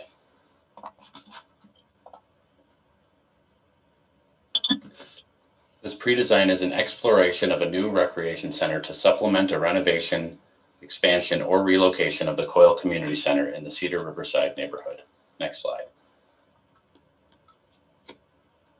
This project is funded by $330,000 of state GO bond funds.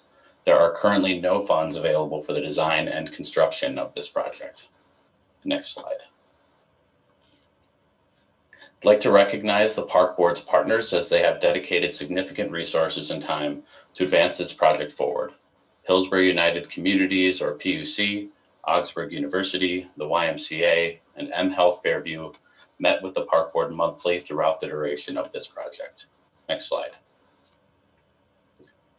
For those who don't know, a pre-design identifies and documents the project scope, purpose, cost, and schedule of a capital project before large sums of money are invested. In many ways, this is a master plan for a building project. Next slide. It's important to note the unique ownership structure that exists currently at the Brian Coyle Community Center. The center opened in 1992 within Curry Park. The Coyle Center is owned by MPRB. However, the building was leased to PUC through a 99-year lease with 70 years currently remaining. Because of the duration of the lease, the Coyle Center is not considered a public asset, and these pre-designed funds cannot and were not spent on an exploration of a renovation or expansion of the Coyle Center itself. Next slide. This project, initiated in the summer of 2019, was extended due to the pandemic.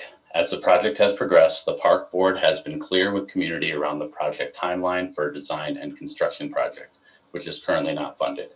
If state bond funds for design and construction were to advance within the next typical bonding package in 2022, a new center could theoretically open summer of 2025 at the earliest.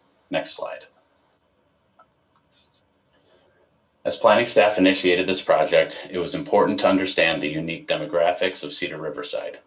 West of Cedar Avenue, people of color make up 84% of the population, which includes a very high proportion of young children at 18%, compared to the citywide average of 6.7%. Additionally, the median income in Cedar Riverside is $35,000 lower than the citywide median income. Next slide. Understanding these community demographics led directly to the methods and strategies employed to engage the Cedar Riverside community. With the assistance of Saeed Ali from the Strategic Planning Department and Abdirahman Mukhtar from Community Outreach, staff hosted 6 community advisory committee meetings, 4 before the pandemic and 2 during. Most meetings included meals and language interpretation, and they were scheduled on regular intervals to avoid conflicts with other neighborhood meetings. Next slide. Staff utilized typical engagement strategies as well, such as the project website, email notices, collaboration with neighborhood organizations, and stakeholder meetings, and some more unique approaches, including the hosting of 2 youth focus groups, as well as discussing the project twice on KFAI radio show called Somali Link, hosted by our CAC chair. Additionally, staff hosted office hours at the Coyle Center for the public and the CAC to engage with staff in a more informal setting. Next slide. Program preferencing was analyzed for many different engagement sources, with the pre-design focusing on the items that rose to the top. Next slide. Beyond a traditional survey, CAC members and the general public participated in program prioritization exercises that required difficult decisions pitting desired program spaces against each other. The results of these exercises were tabulated, with high priority program spaces making their way into the final pre-design. Next slide. In bringing the CAC and the general public through this process, Multiple scenarios were presented that were responsive to the space, programming, and funding realities of the project. Additionally, options were provided intended to force difficult decisions on the part of the CAC and the community. Next slide. As staff and our consultant team began to craft the draft pre-design report, there were three key project variables that remained unresolved that the report needed to be responsive to. First, the PUC lease negotiation. As I stated earlier, in the eyes of the state, the Coyle Center is not a public building. The pre-design report needed to be flexible to a future where the lease is renegotiated, which PUC is open to, and a future where it is not. Secondly, while there is a currently viable site for a new recreation center, the pre-design report indicates that other factors may shift the final location of the facility. I'll get to that in an upcoming slide. And finally, we do not know how much funding will be provided by the state and others, if any. The resulting report attempts to remain scalable for the scenarios where less funding is allocated than may be otherwise necessary to build the full facility. As you'll see, this pre-design is set up as a roadmap to a new recreation center, allowing for these variables to be resolved when this project is funded and moves into future design phases. Next slide. Before I focus in on each of the individual scenarios, I'd like to focus in on scenario 1 and 5 highlighted on the left side. Scenario 1 is the CAC and partner team recommended scenario for this project.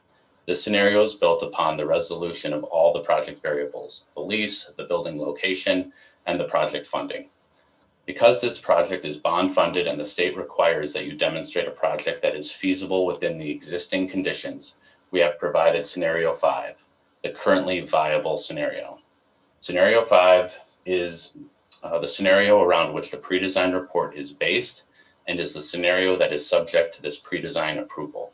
However, if this project is funded, the approval of this pre-design will not limit MPRB from working toward the implementation of scenario 1 or any other option I will now present. Next slide. The programming and site scenario I will present first is the preferred scenario by the CAC and the partner team. Scenario 1 visions a new large recreation center outside of Curry Park with both MPRB recreation services and PUC community services co-located into a single facility. The building program displayed and generally replicated in various scales for all scenarios provides a variety of uses, including formal and informal fitness spaces, health and wellness spaces, multi-purpose rooms, youth programming spaces for all ages, community service spaces, and administrative spaces. This scenario would serve the largest amount of people while also offering MPRB the opportunity to expand Curry Park and provide much needed additional open space in one of the densest residential neighborhoods in Minneapolis. Next slide. Scenario 2 is built around the same model and program as Scenario 1, but recognizes that property outside of Curry Park may never be available to MPRB. In this scenario, MPRB and PUC would agree to renegotiate the lease and then would redevelop the Coyle Center site to expand recreation and community services. Next slide. In Scenario 3, we recognize that the renegotiation of the PUC lease of the Coyle Center is not guaranteed. In that case, the Park Board would pursue a dedicated MPRB recreation center outside of Curry Park that is generally in line with the more typical rec center, and the Coyle Center would remain. Next slide. Scenario 4 is built around a renegotiated lease with PUC and ample site opportunities, but with capital funding limiting the size of the building. In this case, the program is adjusted to provide efficiencies wherever possible while eliminating some of the services that were desired but not prioritized by community. This new building could be built both within and outside of Curry Park. Next slide. And finally, with Scenario 5, this pre-design report makes it clear that the only currently viable site for a new recreation center in Cedar Riverside is in Curry Park. This is because the park is fully owned and operated by MPRB. The state of Minnesota requires that the pre-design locate the proposed facility on land within MPRB's control.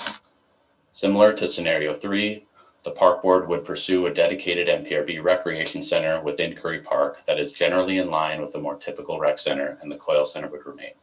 This is the scenario around which the entire report is written.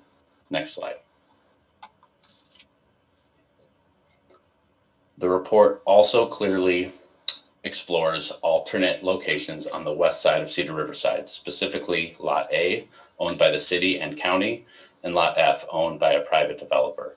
If this project is fully funded, MPRB would resume discussions regarding the use of adjacent properties for a new recreation center that could be co-located with other uses. Next slide. The pre-design also breaks down the role of each project partner and the role they would play in a new facility. Next slide.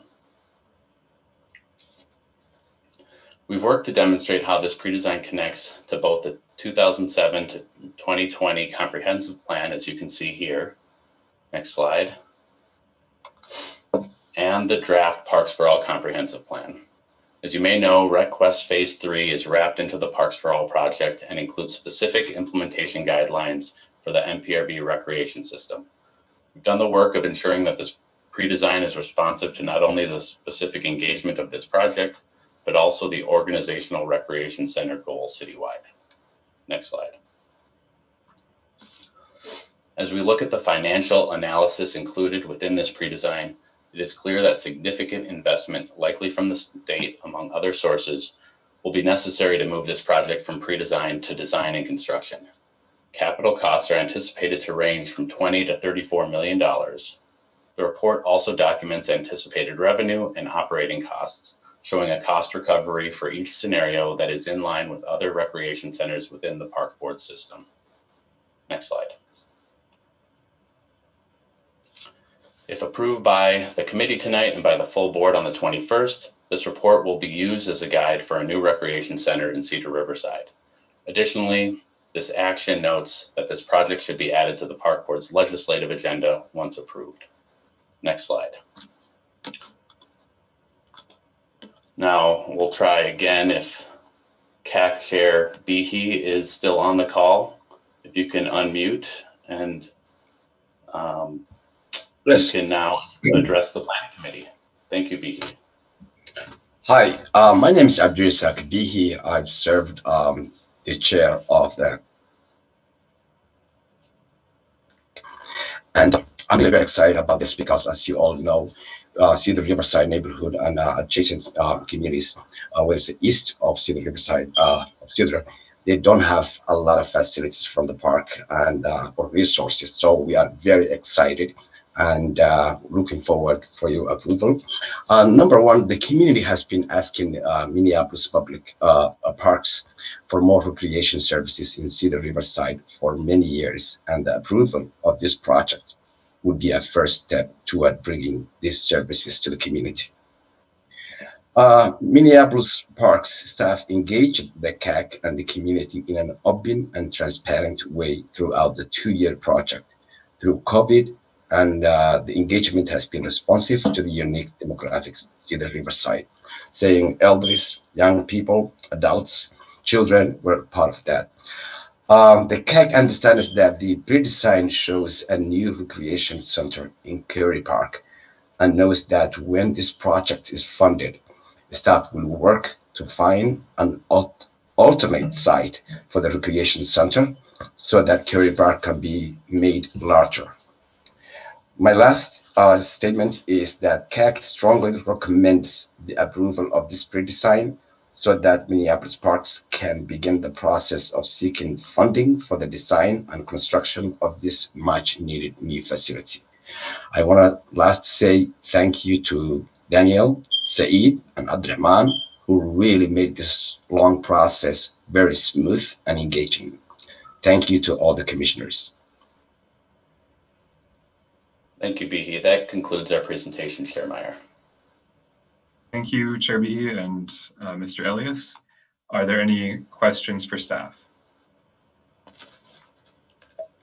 I just want to confirm also from staff, as of 5 p.m., no one had signed up for the public hearing for this. Did anyone jump into the waiting room while this was going on?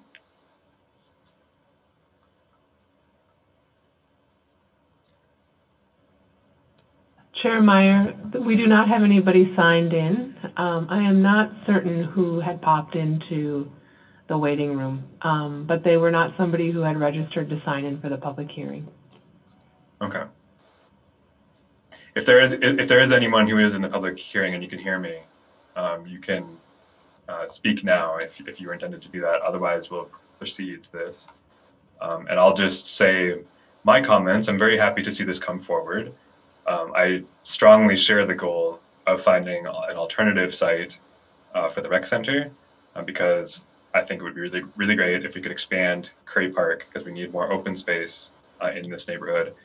But I understand the procedural reasons why we have to include the option to have it on Curry Park because that's the land that we currently own. When this passes, I will be very happy to add this to our legislative agenda. Commissioner Forney. I just wanted to concur. I'm very excited about the process. First of all, thank you, Bihi, for your leadership, and of course, staff, Daniel and Saeed. This is a unique opportunity for us, and I appreciate the way that you approach it. Excited, I guess is probably the best way to say it. Thank you. Thank you, Commissioner Forney. Is there any further discussion? Seeing none, Secretary Ringgold, please call the roll on Resolution 2021-247. Vice President Vita. Aye. Commissioner Musich. Aye. Commissioner French. Aye. Vice Chair Forney. Aye. Chair Meyer. Aye. You have 5 ayes. That carries.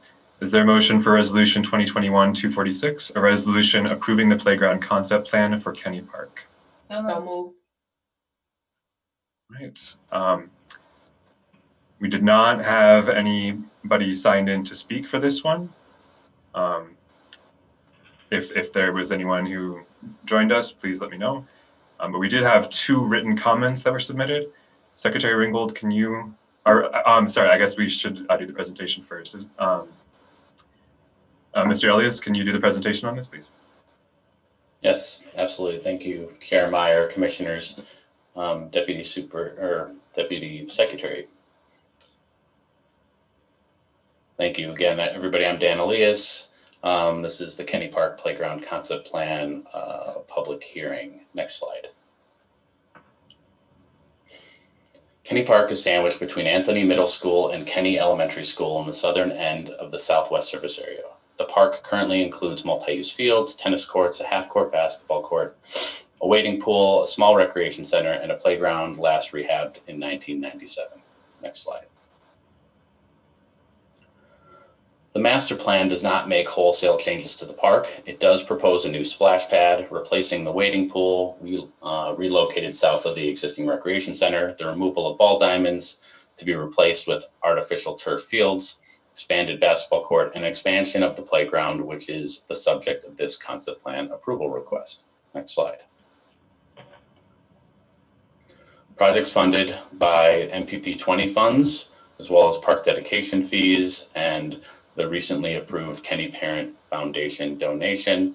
As a note here, the full Kenny Park master plan is a $7.6 million improvement estimate, and this project is $350,000 of playground improvements. Next slide.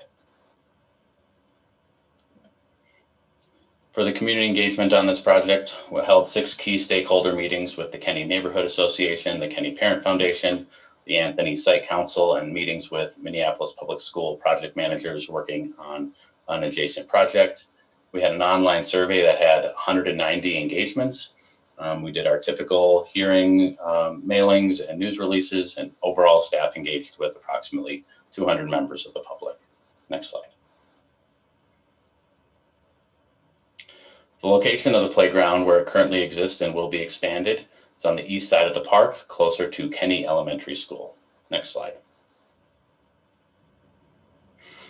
The challenges with the existing playground is that it's a very high use playground. We have very worn decking and slides requiring replacement. We have sand, inaccessible sand everywhere, and there's no true area for toddler play at this playground. Next slide. From the community engagement process, following themes emerged. There were concerns about the sand in the playground. For this project, we will be providing all new engineered wood fiber surfacing and new poured-in-place rubber surfacing. There was support for the current swings and monkey bars and large structures and slides. And for this project, all major features of the existing 5 to 12 playground are going to be preserved, with new decks and slide features and the repainting of the faded metal elements. There was a desire for a new large climbing structure to be added to the playground. The new playground container that we will be adding will include a new large climbing structure. And there was a concern about the safety and functionality of the existing 2 to 5 playground. The 2 to 5 playground will receive new equipment better suited for this age group through this project. Next slide.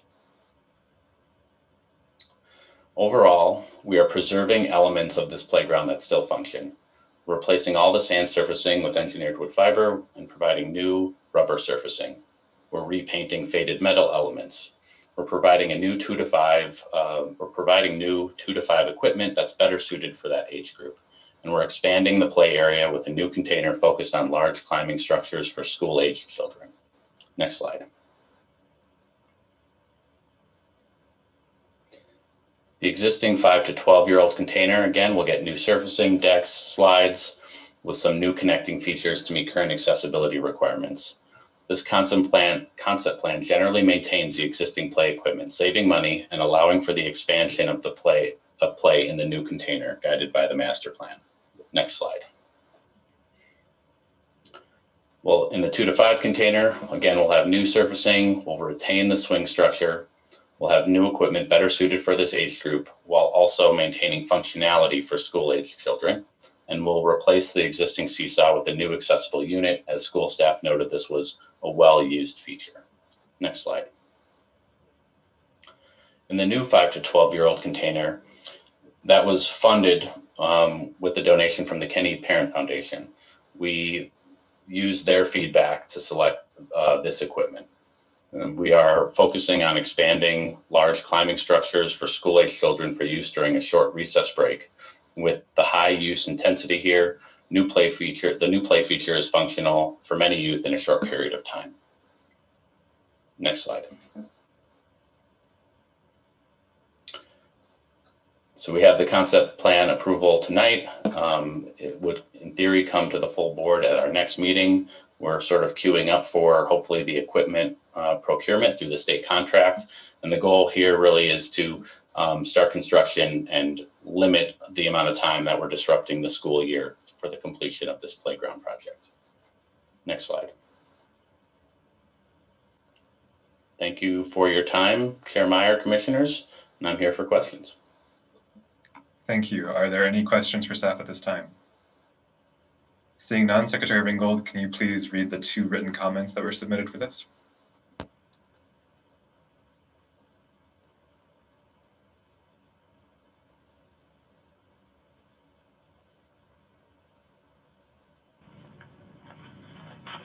I certainly can, sorry, as I shuffle my papers here. So the first comment is from Chris Hengem. I'm a local Kenny resident with 2 small children who will be attending Kenny School. I think the park looks great, but strongly encourage the MPRB to upgrade the existing pool to a shallow pool, not a splash pad. We often seek out pools for our girls in the summer, as both of our girls can use them. However, only my youngest can really use or enjoy a splash pad. I would imagine this is the case with many parents. If the MPRB is investing in this new amenity, it makes sense to target it to many kids, not just the youngest. The second comment comes from Nicole Wilson. I'm a Kenny resident with 2 children who attend or will attend Kenny School and who both frequently use and love the park and wading pool. I'm thrilled to see the park improvements plan and have 2 suggestions. Please strongly consider upgrading the current wading pool instead of changing to a splash pad. My older daughter has diagnosed sensory processing issues, and with these issues, she's unable to participate at splash pads due to the spraying and blowing water. The current calm Kenny pool has been so wonderful and therapeutic for her. I encourage you to consider other kids with sensory issues. Second, it's hard to tell from the playground design pictures, but I encourage you to consider a ground covering other than sand or gravel to contain mess, and also again to be thoughtful towards kids with sensory issues. My daughter struggles to play with sand and rocks, struggles to play when sands and rock get in her shoes. Thank you so much for hearing my feedback. Thank you, Secretary Ringgold. Is there any discussion to the resolution?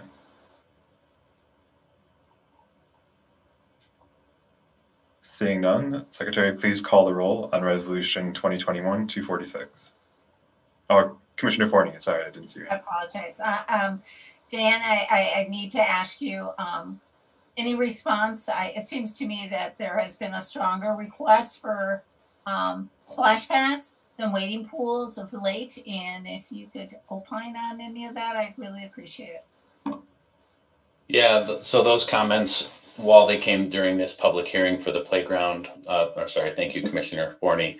They came for the this playground project. I think they're generally about the master plan overall, which is proposing a replacement of the wading pool with a splash pad, which is, not the subject of this approval, but is definitely something I can comment on. Splash pads, I believe most of the service area master plans are trying to provide a diversity of aquatic play throughout each service area. And so I think that's what many of the service area master plans are showing. The splash pads are a more accessible feature. They provide a different type of play than a wading pool really can. And I think I'd probably have to lean on others to really provide much more feedback. I haven't been receiving direct feedback around the Kenny wading pool to splash pad conversion specifically. Thank you. I knew that there is, as you put it, the diversity is really what we've been trying to do throughout the system. And so I appreciate your comments. Thank you, Commissioner Forney. Is there any further discussion? Secretary, please call the roll. Chair Meyer, I'm not certain I recorded. Well, I know I didn't record. I'm not certain I heard someone move this particular item, but I might have missed it. Oh, my apologies if it didn't. Is there a motion to move Resolution 2021-246? Thank you. Secretary, please call the roll. Vice President Vita. Aye. Commissioner Musich. Aye. Commissioner French. Aye. Vice Chair Forney. Aye. Chair Meyer. Aye. You have 5 ayes. That carries. Is there a motion for Resolution 2021-249, a resolution approving the Hiawatha Golf Course Area Master Plan and its amendment to the Nokomis Hiawatha Regional Park Master Plan? Moved. Thank you. So this resolution contains the same content that passed the board as amended, except that it excludes the portion with renaming, which requires a 6-vote threshold at the full board. Only requires a majority tonight, but will require 6 votes to pass the full board. So this resolution, as changed, includes everything except the renaming. Is there any discussion on it?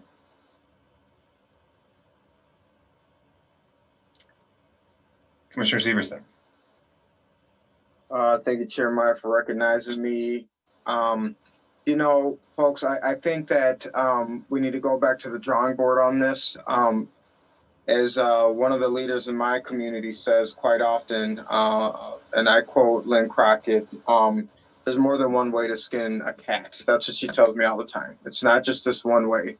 I would encourage us to go back and figure out a way that would be advantageous for all city users and not just a select few that are pushing this agenda. There's a way to keep this lake clean.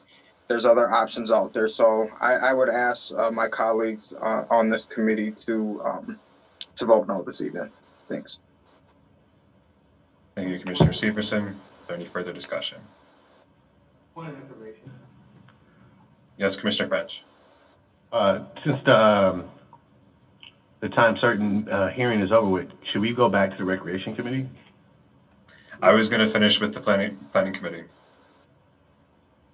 I think it takes up extra time to recess and restart the committee. Is that the rule? Is that how we're supposed to do it? I don't think there's a rule one way or the other, but since the committee has been initiated, you know, I would have to actively recess, and I'm choosing not to recess it at this time. All right. Is there any further discussion? Seeing none, Secretary, please call the roll. Vice President Vita. No. Commissioner Musich. Aye. Commissioner French. No. Vice Chair Forney. Aye. Chair Meyer. Aye.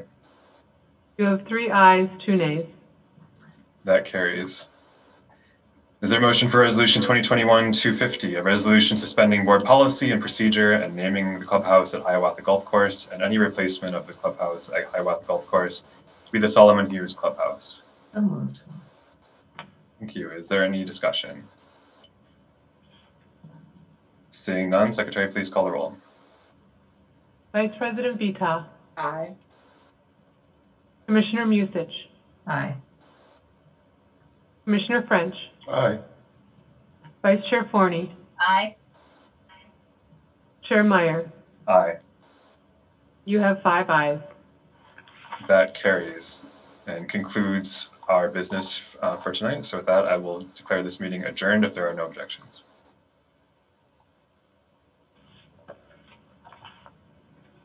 I'd like to reconvene the Recreation Committee.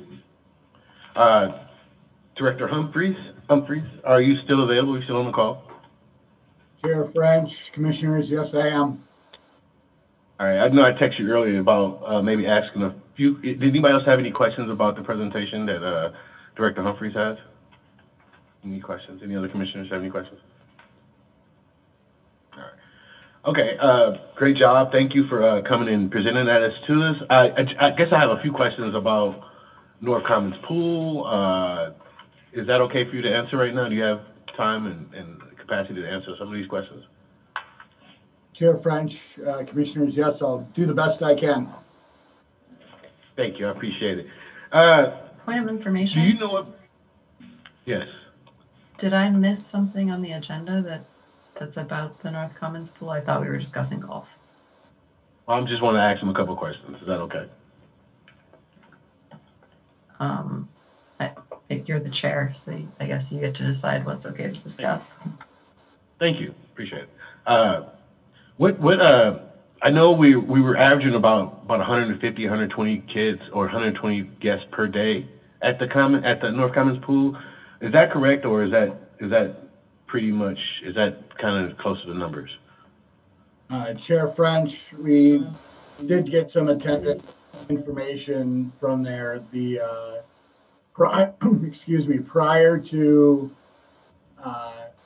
the pool becoming free of charge, the 5 days prior, we were averaging about 250 people per day through the gates. And what are we averaging now? The 5 days since it was free, the average number through the gates was about 405. There was about a 60% increase. Thank you very much. Did anybody else have any questions about North Commons Pool that they wanted to ask, Director?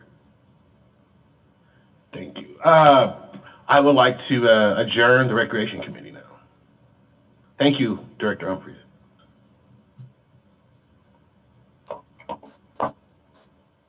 On behalf of the Operations and Environment Committee, I'll call this committee to order. Deputy Superintendent Ringgold, Secretary Ringgold, could you please take the roll? Sorry, Commissioner Meyer.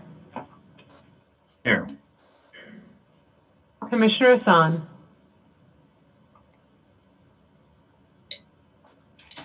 Here.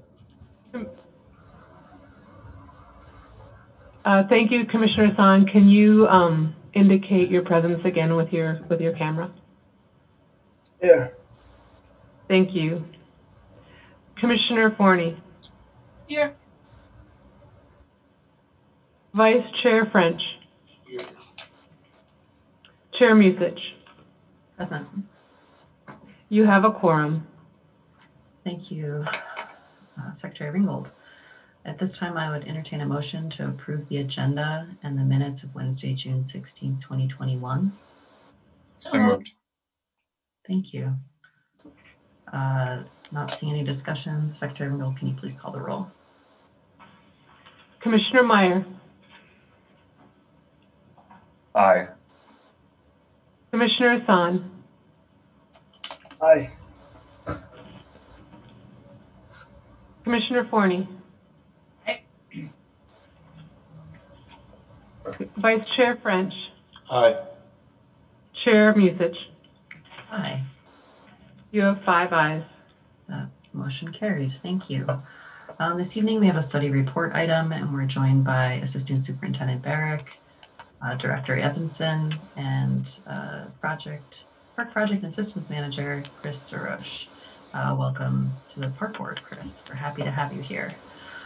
So gentlemen, I will let you take it away with our update on how we're moving forward into modern times with asset life cycle management. Yes, good evening, Commissioners and Chair Musich. Thank you. Yeah, pretty excited to bring this forward, and all credit to Jeff and Chris here on this. As many of you know, it's not uncommon for folks to inquire about the condition of our trails and either tennis courts, basketball courts, or just courts in general. And so something that we've been focused on over the past year and a half is getting an analysis of those things with a plan to move forward in routinely maintaining them in a proactive way. And so that's what we have here tonight, is a presentation summary of the project that we've put together, the program we've put together, and opening this conversation, sharing this information, so that when you get questions about courts and trails, we have a bit more information to share with constituents, and we have a bit more of a plan in getting into a proactive system. So I'm going to turn this over to Chris, and we're excited to have Chris on board. As Commissioner Musich mentioned, Chris joined us officially and was a Park Board employee about a month ago, I suppose now. Prior to that, he has been involved with some of our projects through planning as a consultant, as well as some of our playground projects in asset management. So we're excited to have him on the team, and I'll let Chris take it away and his work to speak for itself. Awesome. Thank you, Jeremy, and thank you for having me. Thank you for the welcome, Chair Musich. I'm very excited to be here. I've been around the Park Board for a long time, and I'm very excited to be a part of the asset management team. So what I'm going to be going through today is really, as Jeremy introduced, the asset management lifecycle that we've put together. This presentation I'm going to try to fly through, but it's really going to be talking about both the theory of the system, kind of the practice, the program that we're putting together that applies across all assets, and also kind of the practical application of it that we're trying to pilot this year. Next slide, please.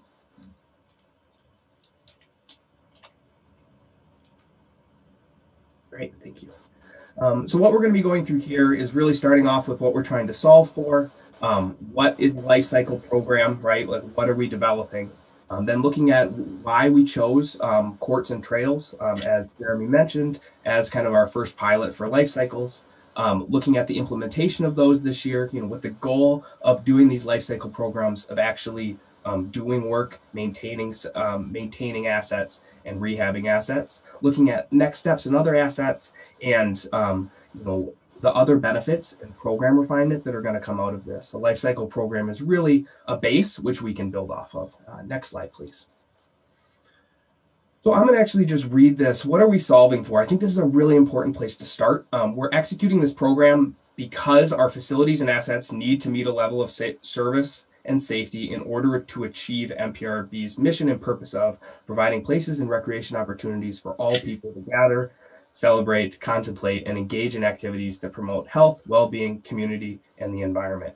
due to the depreciation, just the natural occurrence of depreciation of our facilities and assets over time, this level of service and safety cannot be achieved over the lifespan of an asset without intervention. So that's kind of a high, lofty statement of pretty much saying stuff breaks down. If we want to maintain it to a level that meets our standards and allows us to do programming, allows youth to interact with these spaces, allows seniors to interact with these spaces, allows anybody to the park to actually use these spaces, we have to maintain them on kind of a regular intervention. Next slide, please. So what is an asset lifecycle program? It's a strategic plan for how an asset is maintained during its lifespan. And what it accomplishes. I think this is really important, and I'm gonna harp on these kind of points here because this is really the meat of this presentation and really why we're doing this. A life cycle program, a strategic plan, is a more deliberate and equitable treatment of our assets. It looks at all of our assets and set across the system and plans for the future and plans for their lifespan. It looks at them equitably and doesn't just address what I would call the squeaky wheel, right? It addresses things as they're needed and looks at the actual condition of our assets.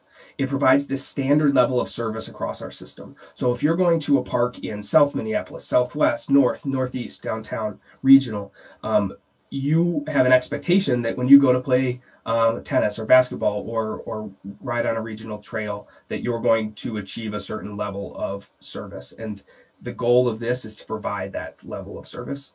It provides a predictable yearly expense. So what we're going to show later in this presentation is that we're actually able to, by quantifying everything that we have, understanding what its lifespan is, understanding the maintenance interventions, and then understanding what the costs are, we're able to say, maintaining our courts to this level costs this much per year. And that's really valuable when we're looking at budgeting and understanding what it would take to, if we want to install a new basketball court or a new tennis court or a new section of trail. It extends the lifespans of assets and overall cost savings by actually doing some of this intermediate maintenance before things break down to a certain level. We'll talk a little bit about that later too. And it's a transparent plan that can be shared with stakeholders. So similar, kind of using as an example of the capital improvement program, we say, these are the projects that planning and the project team are going to be working on in the future.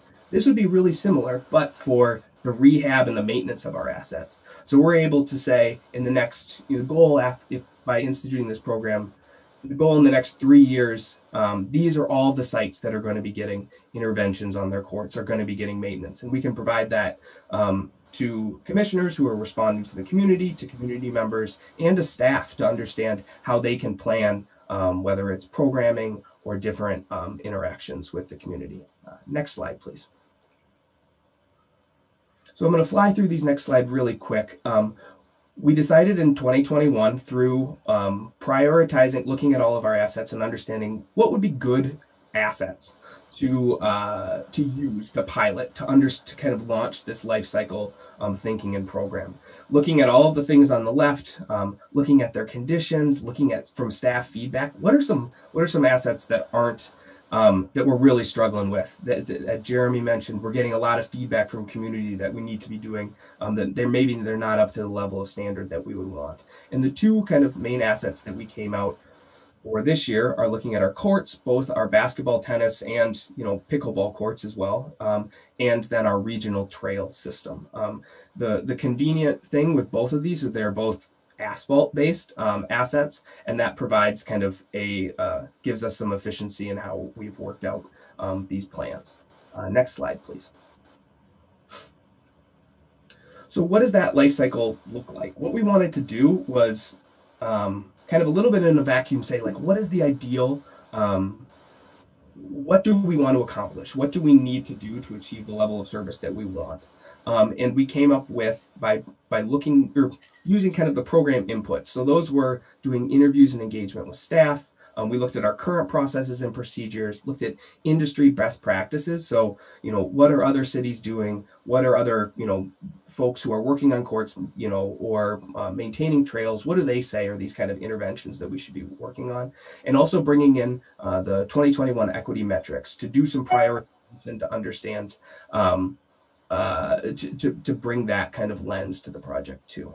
I won't go through all the details of the kind of the interventions themselves, but when looking at courts and trails, because they're asphalt-based assets, they're really similar. The life cycle of 30 years with looking to do interventions every 7 or 8 years. So this would be 3 cycles of intervention in the lifespan of these assets. So for courts, that would be things like crack sealing, sealing up the cracks that happen as asphalt shifts. Doing the color coat, that's the kind of the sealed layer on top of the court that provides both protection and a surface to play on, and doing some amenity repair, so thinking about the nets and the fencing and things like that. One of the really interesting things about our courts is almost 50% of them are beyond the condition for interventions. So are beyond the ability for us to actually color coat them because the surface is in poor shape, is deteriorated so far that laying a surface treatment over it isn't actually doable, and we would have to do a full depth replacement. For trails, a very similar program. The interventions, crack sealing, seal coating, and patching repair. What's really interesting about trails, though, is about 60%, and I'll talk a little bit about some of the inventory that we did to get this information for trails, but 60% of our trails have a score of 3 out of 5. That's kind of serviceable, right? We're able to do some surface treatment to those. And so we're at this really kind of key point in terms of trails to be able to, if we start doing some of these more intermediate maintenance interventions now, we will hopefully be able to extend the life of these trails. Next slide, please. So how did we develop the life cycle? How did we take what I just showed there and actually implement it into our assets? First, we had to do an inventory. We had to understand what we have out there. We did that through courts, through a court survey with our with staff. And then last fall and into the winter, we did a very comprehensive regional trail inventory. This involved some new technology that I guess the meshing of some new technology that we worked up. We ended up taking pictures every 5 seconds of every single regional trail to really understand what the condition is. Go back and segmentize all of our trails. So that's what you're kind of seeing in the third picture there, and then provide the conditions for them. We need to know the conditions so that we're able to have them in segments so that we can say, okay, this is the segment we're doing in 2021 because of the condition. This is the segment we're doing in 2022 because it has a different condition. We enter that into a life cycle model that tells us, this is roughly when we're planning on doing the maintenance on these. And then that allows us to forecast budgets, both yearly and both kind of looking at individual years. This is what we're looking at for 2022 and generally across the whole system. Next slide, please. So how does that look for our asphalt courts? You'll see we have about 117 tennis courts in our system. We've accounted for about 67.5 basketball courts in our system. And the difference between the total and the rehab column there, the rehab are ones that are staying in the same place. So those are ones that we would look at as rehab projects and not part of a broader capital project. So kind of the big summary of this is to do our color coat, those interventions, we're looking at about $161,000 a year to do that to our courts. With the full depth replacement, what happens at the end of its lifespan at about $500,000. So to maintain our current number of courts at the level that I've laid out, we're looking at that costing about $658,000. Next slide, please. Regional trails, very, very similar. Looking at the program here, looking at about seal coating and crack sealing, the cost of about $510,000 a year, and the full depth replacement of about $885,000 a year. This is a lot of money, and this is something that we've been doing sporadically across our system, but being able to kind of pull all the numbers together and understand it is really important. Next slide, please. So how does that compare to what we're currently doing and what we currently have budgeted? For courts, I'll show you on the left, you have that blue column, that's our model program. You see that $658,000.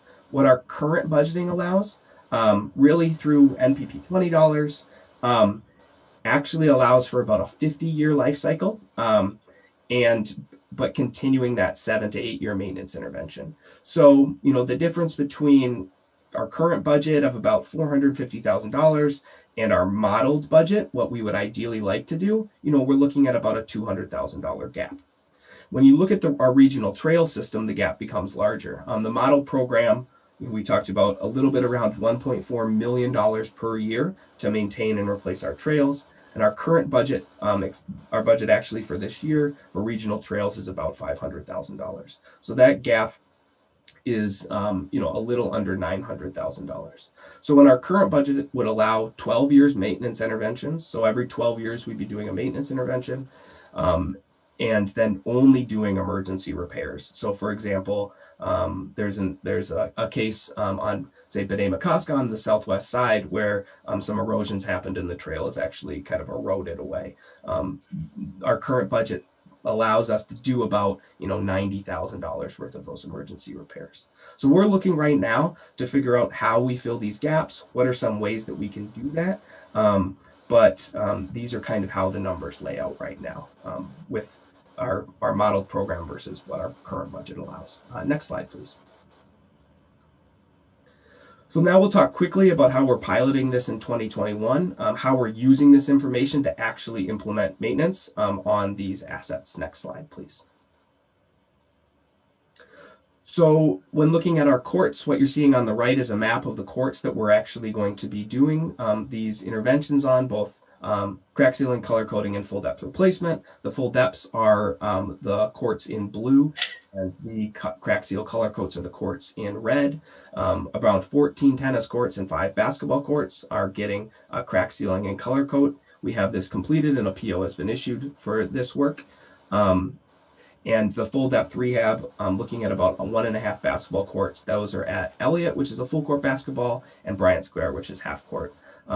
We are anticipating that at the July 21st meeting, we'll be coming for approval of that contract. So how does that look versus our life cycle? How are we doing in our first year? We're doing about 114% of our life cycle schedule for color coat and crack sealing, which is great, but we're only doing about 25% of the full depth rehab. And that's really just due to the cost of the full depth rehabs for our courts. Next slide, please. And then our regional trails. You're seeing on the map on the right, you're seeing in green the regional trails that we are planning on doing crack sealing and seal coating and striping on. This is about 8 miles of trails. You'll see the locations there. We've had multiple bids on this work this spring and are in our third time that this has been bid and are expecting a bid here, are expecting to be able to accept a bid here in July with the work estimated at around $350,000. So how does this work that we're doing this year compare to our life cycle? We're getting really close to what we need to be doing with 93% of the seal coating and crack sealing, but we are not doing any full depth replacement of our regional trails this year, again, due to the cost. Next slide, please. So it doesn't really stop here. These are really just examples of the first kind of assets that we're applying this thinking and this program to. I can't think of an asset that doesn't have a life cycle, doesn't have a lifespan that we need to be doing kind of consistent interventions on. And so we're laying out here some of the assets that we have kind of identified as maybe some of the next steps. What we'd be doing is identifying, going out and getting actual inventories of what we have, getting condition scores, and then entering it into the model that we've developed for the life cycle model that we've developed. Next slide, please. As I kind of alluded to in I think one of the first couple slides, this isn't super exciting stuff, right? Like it's pretty simple. It's standardized maintenance. But what it does by standardizing maintenance, providing this consistent thing that happens, we're able to build upon that to do kind of hopefully some really interesting things. So if we know every year, if we know next year that we're going to be color coding, 10 courts in our parks, and we know where they are, we're able to leverage other programs to actually piggyback on those things. So think about, you know, I'm showing some examples here. An example of that would be doing art and murals. We've already been in discussion about that a little bit. So looking ahead, knowing that the schedule and the funding for art is oftentimes pretty far out, we were now able to say, okay, in the next 3 years, here's all the courts that we're going to be doing. How do we piggyback the work to do some other kind of cool, interesting add-on and placemaking programs with the base being this this life cycle program. Next slide, please. And finally, this is the start. I want to be very clear that the program that we've laid out is only the beginning. And what we're planning on doing is since this is the first year and we're going to be working through this, refining it based on practical experience, refining it based on the pricing that we get back, how much we're able to do and what we're able to do. And say we get really good results from doing seal coating on our trails and the lifespan is extended. We can then start extending, instead of going from 30 years, we can go to 40 years because we see that doing these maintenance interventions is actually extending the lifespan of our trails or our courts. And so the concept and the idea behind this and the graphic there is showing that we're continually circling back on this, continually saying what's working, what's not working, and how do we improve, because we have the base and foundation. And we've come up with working through courts and trails this year. We have a standardized process for how to develop these life cycles, and we're excited. I'm excited to be able to apply that process to a lot of these other assets, and we're hoping that there'll be some efficiencies in developing these life cycle maintenance programs for other assets. Next slide. I believe that is the last one. So if there's any questions, I'm more than willing to take questions or refer them to Jeremy or Jeff, who's also on the call. Fantastic. Thank you for that. Lots to digest there. I'm thrilled that we're finally at this place where we can start talking about not just putting out fires, but trying to provide people with a consistent recreational experience when it comes to courts and trails. Commissioner Forney. Thank you. This is, I would say, probably the #1 complaint that I get over and over and over again. And particularly, you guys constantly are expanding and, whatever, and you can't even maintain what you've got.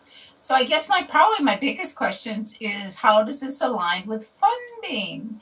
And, are we able to fund this? And that's basically what I've been saying is that, funding hasn't been there. We haven't been getting it, from the state, Met Council, and that we even as commissioners aren't budgeting for it. So I guess that's my big concern. And then probably my other concern is how possibly an equity matrix is fitting into this. So those would be probably my biggest 2 things, but thank you.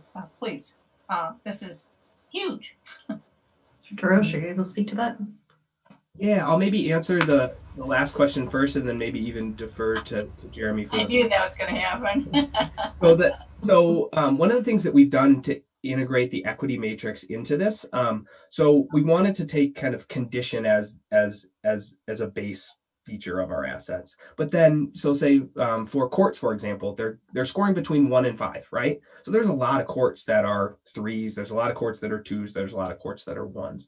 What we've done is integrate the equity matrix into those so that within all the courts that have scored 2, we've prioritized the courts that have higher equity, higher equity ratings than the courts that score lower on the equity score. So those courts, understanding that there's the theory behind the equity matrix, as you all know, there's higher need, there's probably more use on those courts, and therefore prioritizing those. So that's how we've integrated it, both for courts and trails. And I don't really see a reason why we couldn't continue that prioritization within similar conditions of assets. And maybe I'll defer to Jeremy for the funding, Jeremy or Jeff for the funding question. Sure, thanks. I can try, and I think Director Weissman is on too. So, Chair Musich and Commissioners, Commissioner Forney, how this stacks up with funding. obviously we have multiple funding sources, especially when it comes to the regional trails. And I think what we're finding here, and the other reason we wanted to share this presentation tonight is next board meeting we do have a contract coming forward for some bulk pricing. And so in the past what we've kind of done is, when we have a problem, we get out a contract as quick as we can to go fix it, and we haven't really packaged sites together as we have, or at least in my time here, we haven't done it this way. And so in doing it this way, we've now learned some pricing. And when we look then at our MPP 20 funding, our standard contractual service funding, lottery O&M funding, we have several pools that we can draw from. But when we get the prices back from a contract bid, there is a shortage, right? And so we can accomplish what we can within the funding we have. And now with this information, we'll be able to say to folks, like, we are on a 50-year life cycle with only 5 interventions, right? And I shared with the team here earlier, this was a similar situation we faced in New York City with tree pruning, all the 500,000 street trees. The industry standard is a 7-year pruning rotation, and our funding was at like a 21-year pruning rotation. And in order to go from 21 to 7 was such an investment that it had to be done over time. And so over time, I could see this, 1, efficiencies in the contracting, and then 2, a little bit of funding added each year to bring down that life cycle from whatever it currently is with our current contract pricing to something that's more in line with the industry standard, or what we hope for with this 30-year cycle with 6 to 7 interventions. It really gives us a kind of a barometer, I guess, to see how well we're doing, and it allows us to then define more clearly what we need to do to meet the standards. And I don't think we've had that in recent times, to be able to say to folks, other than we could say we don't have enough money, we're doing the best we can. Well, now we can say that, but here's what we need to do, and here's what you can do to help us, is what we have. And I don't know if Director Weissman or Jeff, if there's anything you guys would add. Yeah, I would also add that the thought here too is that we're having a bit of a challenge with getting vendors to bid, because it's kind of a new thing for the park board. I mean, we're doing maintenance, and it's a planned deal. It's not emergency repair. And I know there has been other maintenance projects that have gone on, but I think having a program defined, it will bring in more people to provide bidding for us, and again, hopefully bring those costs down. And then the other thing that we can also do with a programmed approach too, I think there could be some grant funding and some other things that might be open to our approach. I mean, that's something that I think frequently grant funding opportunities are more easily achieved or received if it's not a one-off. If we have a 30-year life cycle plan, and obviously for the pilot, we have tailored our project list to the budget that we have. And the other thing I think that Chris and I, and we're working with finance on, is to identify the funding that we're using kind of in our service area budgets too. There is work that's happening out there, but I think understanding that contract services budget and understanding how the service areas kind of spend some of that money, as Director Weissman will be able to help us with. So, and if you don't mind, Commissioner Forney, I'm going to build on your question a little bit here. So when we talk about packaging things together, are you also having conversations with the planning division around what sort of capital improvement work they're doing that would, okay, great. See, lots of nodding heads. So that's excellent. I'm glad to hear that we've overcome the silos and are trying to maximize taxpayer value here. That's fantastic to hear. I'm also glad to hear we're talking about looking at grant opportunities as well. So thank you for that. Did you have additional questions, Commissioner Forney? I would love to hear from Director Weissman if she's available and has any comments, because I mean, really, it is the financing, and sorry, I'll be the squeaky wheel and everything, but I'm on the west side of McCaskill. That's a serious issue over there. It's getting done this year. Glad to tell you. I asked that same question. That's right. I mean, these are, big lifts, and in an equity matrix, these would not rise to the top. So that's why I mean, we need to be equitable. At the same time, is it realistic for us to have the funding? So, yeah. So Director Wiseman, yes, bring us up to speed. So, Chair Musich and Commissioner Forney, I had a pre-meeting with the three folks that have presented, and I'm extremely happy with how they have responded to your questions. What I will tell the commissioners is that we have severe needs and gaps throughout our entire system. So what is the biggest positive about this is that we are identifying the need and the cost and the gaps. And what the commissioners will need to do is look throughout everywhere and weigh all the options, weigh all the gaps, and determine, where your priorities lie during each budget cycle, during each CIP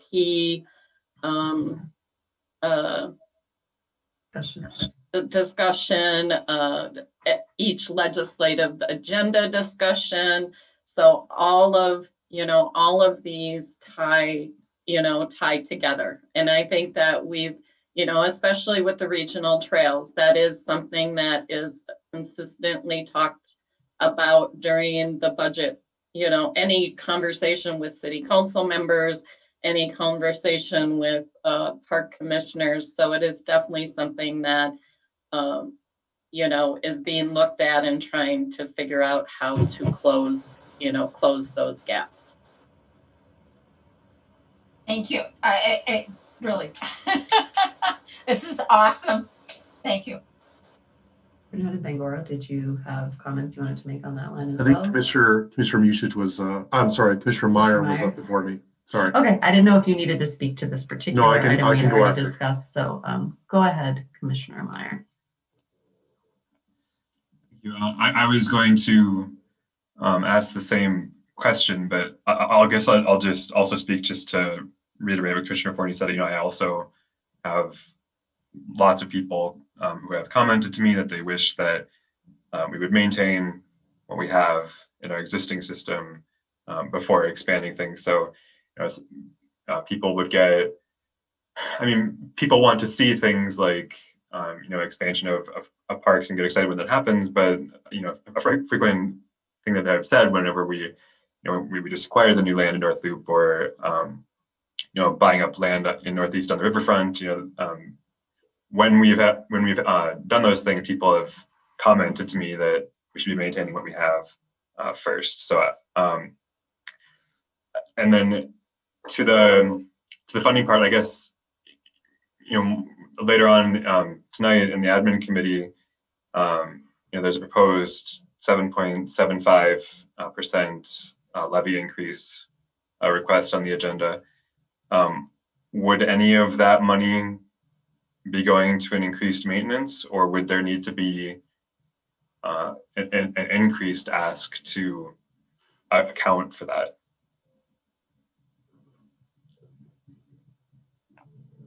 Director Wiseman, are you able to answer that question? Chair Musich and Commissioner Meyer, what is included in the 7.75% maximum property tax levy request is a current service level. So there is no increase to maintenance with that. There is a large ask for youth investment, and that through our budget retreats and through the last 4 years, that has been the priority of this board. And so we are excited to be bringing that forward in a significant way for 2022. Okay. Well, then I guess I'll just say, I hope we figure out a way to fund this one way or the other, whether that's through grants or other outside sources. I mean, if we can't though, I think we should probably increase the levy ask to account for a reasonable amount to get started on this. And I feel like this would be an appropriate year to make that ask. I mean, I recognize that 7.75 is already a pretty hefty amount, but I feel like the economy is also doing well now, and now would be an appropriate time to ask for the funds to appropriately maintain our system. Thank you. Thank you, Commissioner Meyer. Superintendent Bangora. Thank you, Chair Musich. I just wanted to, when I wanted just to acknowledge when I came into the to this privilege of this position, one of the things I was very clear about was data and analytics and insights to our park system.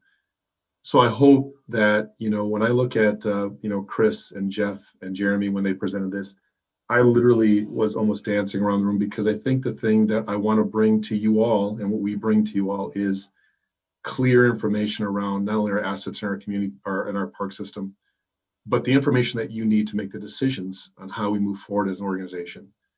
Across our system and everything that we're doing, as you know, we developed a data insights analytics team. This work started before I got here, but I think, as Jeff came in and Chris and the work that they've been doing, I'm extremely, extremely pleased and excited about this, because what you see before you is fact. It's numbers, it's information that you now can look at as commissioners and help us to make decisions going forward as a board. So I just wanted to share my absolute excitement about the direction that I was very clear about when I came in, around this information that we would share with this board. And I can't be more pleased with the work that Chris, Jeff, and Jeremy and your team have done to bring this forward. I just wanted to acknowledge that, as we go and use this same model as we start to do everything else in our park system, so that we can bring forward to this board some very clear information. And I know, Chair Musich, I know that you are a data person. We've talked about this over and over, so I hope that you're seeing change so that we can acknowledge our constituents, the people that are taxpayers of this park system, that we are taking care of our park system, that we do see the need, and that we're showing very clear numbers and information to share with our constituents that the work is being done and what we need to get there to accomplish those things. And so I just wanted to acknowledge that. Thank you, Superintendent Bangora. I am indeed thrilled that we are at this point. I've been advocating since I joined the board for us to get away from putting out fires as our primary approach to doing public service and get more towards a proactive, thoughtful, systematic way of making sure that people have a positive experience in the parks with our assets. So to see that we are at a place now where that's happening is, it's so exciting. And I would do a happy dance, but that would be unprofessional and you wouldn't see me on the screen then. So I'm restraining myself. Director Wiseman, did you have something that you wanted to add on to what Superintendent Bangora said? And do you mind, Commissioner Forney, if I let her chime in before I allow you to speak for a second time? Yes, I do. She's smiling, so go ahead, Director Wiseman. So I just wanted to clarify one thing, is that trails really are, there's capital dollars and rehab dollars that are built in to our CIP program. So one of the things that we're currently working on through negotiation with the city of Minneapolis is the increase to our guaranteed minimum amount for the next 5 years. So that would be a potential to be able to increase the rehab portion of trails. We also are in beginning conversations about the American Rescue Plan dollars and what potentially may be available through American Rescue Plan dollars. I also have seen an NRP contract for a tennis court. I think it's $100,000, and I'm lost on which tennis court that is, But there are CIP dollars, available as we work through legislation and our O&M lottery proceeds. If changes in those dollar amounts, those are all areas that would be able to be considered for the trail rehab portion of this ask. So when you say that conversations have started around the increase in the amount of MPP 20 money we're getting, I thought we had put into the ordinance that we adopted simultaneously with the city of Minneapolis that there was a built-in inflationary measure. Are you saying we have to negotiate that inflationary measure every time it comes up for funding? So the adjustment is every 5 years. I'm sorry, Chair Musich.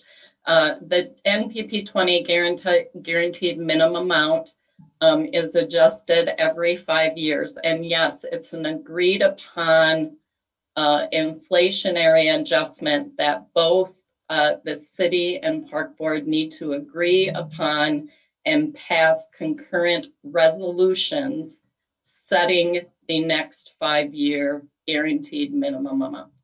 Okay, but are they coming to us and saying we don't agree that inflation is X? I mean, wouldn't we just use the same number that the government is putting out, not the federal government, as here's the inflationary indicator and this is what it is that's happening in the United States? Chair Musich and Chair Musich, there's currently not agreement between the park board and the city, and we are working through that. Okay. As we speak. That just shocks me. So if you could keep myself and the rest of the board apprised on how that conversation is going. I'm surprised. Let me put it that way. That's something that we have to fight for. I don't get that, but always something. Thank you. Commissioner Forney for the second time. And just additional clarification, Director Wiseman, sorry, that's a negotiation that's happening between City Council and Park Board. Who? It's not BET, it's not anything. Tell me who would be those negotiators? So Chair Musich and Commissioner Forney, currently it's city staff. So it has been Superintendent Bangora, Assistant Superintendent Schroeder, Deputy Ringgold, myself on the city side, on the park board side. And then on the city side, it's been Mark Ruff and Amelia, and I'm forgetting her last name, who's the budget director at the city. And a couple other staff on the city side. So right now we're just in the staff process so that we can come to an agreement that then staff would bring to the city council and to the park board. Thank you for that. Very necessary. And now I almost forgot everything I was going to ask. I guess the big thing that to me in the matrix or the data that you've collected, the understanding of what is neighborhood and what is regional, to me is very significant. And my assumption is that's already in your matrix. But understanding that the regional financing is not in our levy, so I just want to be cautious on that suggestion of raising the levy. If I don't know, you didn't report that, and I'm not asking you to, but if the majority of our assets are regional and everything like that, it's not the levy that's going to solve our financial issue. So I just really want to caution that conversation, and really alert people to the fact that we are underfunded at the state. We are significantly underfunded. But I have to applaud you.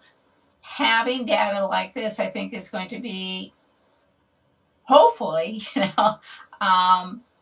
evidence, or, whatever for the intervention. I love that. Anyway, so I thank you so much for this, and hopefully, having rock solid, and truly, Commissioner Musich and I know that the MPP 20 happened because we had rock solid, information.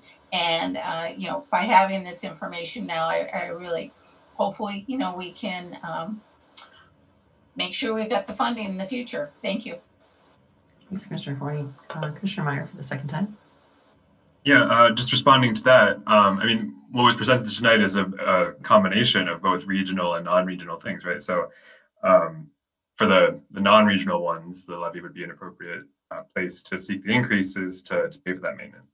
But as Councilor Rice just reminded me during this discussion, we did receive a $200,000 increase from the legislature for O&M funds for our regional facilities, so that will help go to this, I assume, or could, is my understanding.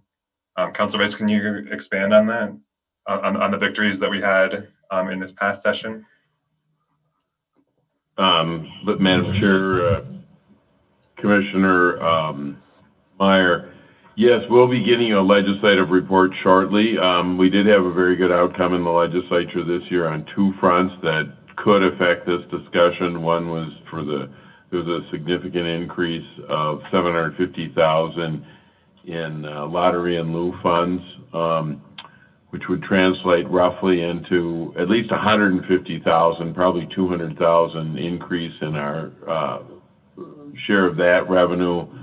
And there was an even greater increase in legacy funds.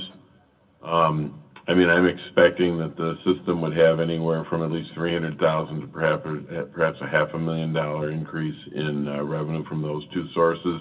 Now, it may be that the Planning Commission staff and the long-term capital program was already anticipating. Well, I don't think they anticipated the lottery increase. They may have increased the legacy funds, although legacy funds went up significantly this year over what would have been a baseline projection. So those are some resources that the board would have. The board can always, I've made this point before, they're within your discretion on how to allocate O&M dollars, which is now going to exceed $2 million a year. Traditionally, the boards reserve those funds for capital improvements or matching dollars, not used operating, but I think that's worth, if the board deems these matters to be critical, you could always allocate either one of those funds to regional trails. And on the NPP 20 thing, I think you've also highlighted an area where some work needs to be done vis-a-vis the city council about what increase is going to be there for NPP 20, which would potentially be a source for funds you've got in this tennis court, basketball court issue. Those aren't regional assets. They're more appropriately designated as neighborhoods. So we'll get you the report and get you some numbers. We haven't really gotten what our estimate is to Julie, although she's probably seen them in the legislative report, but a lot's happened in the last week when these things have gotten finalized through the legislature. Thank you. Oh, we can't hear you. Sorry about that. Commissioner Meyer, did you have additional questions, or are you finished? I'm finished, thank you. Thank you. And Chair Musich, are you aware that? Yes, I saw. Thank you. Yeah, thank you. Director Evanson, did you have comments that you'd like to share with the committee? Yeah, I just want to reassure everybody that we are working very, very closely with planning, and there's a ton of people to thank, including planning and IT and finance and our operations staff. Brent Kath has been doing a lot of work on getting data back to us through his operations team. And, on the funding piece too, we're working very, very closely with all of our planning staff. And they're providing us great information as we move forward, not only on financing, but on the data that they've collected. So this has definitely been a a group effort, and lots of thanks to everybody that was involved, and we'll continue to work as a team on this and make sure that we're going in the right direction. So thanks everybody for listening tonight, and we're excited about moving forward with it. Thank you very much. I'm always happy to hear that there's collaboration across the entire institution. It's what I always hope is happening, and to hear that it actually is awesome. So thank you for that. Secretary Ringgold, you wanted to speak? Yeah, I'll just provide kind of in support of Council Rice. The current capital improvement program for the Minneapolis Park Board sets aside $500,000 a year for rehab, specifically for trails. It has been doing that for at least the last 7 years or so. So there is quite a bit of money that the board has consistently put towards trail rehab, with the idea that then reconstruction would most likely occur through actual capital projects dedicated to the individual regional parks. And your current $500,000 is O&M, so it's some of the lottery O&M dollars. Now, the vision was over time, as the great work that's happening would get more specific on the dollars, you would know better as commissioners, staff would know better what type of money to put into those categories. But you already are doing a good job of trying to anticipate and allocate dollars toward them. This is going to help, I think, you ensure that the dollars go to the best place needed. Great, thank you for that. And I look forward to ongoing conversations with my colleagues and staff as we get further into the budget season around how we're going to spend money in 2022. Not seeing anyone else's hands up. I have lots of questions. So sorry about that. I'll try to keep them concise. So we talk a lot about asphalt because that's what these assets are currently comprised of. I know there's self-healing concrete out there. Are there new materials that are replacing asphalt, or innovations in asphalt that allow for features similar to the self-healing concrete that's been developed that might help us with keeping a higher level of viability for these assets for a longer period of time?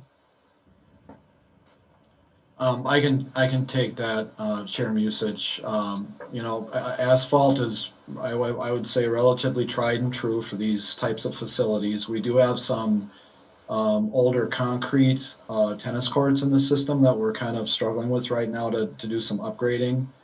There's one at Northeast Athletic Fields that we're working with a neighborhood group to try to do some work on that. The cost is quite prohibitive on concrete.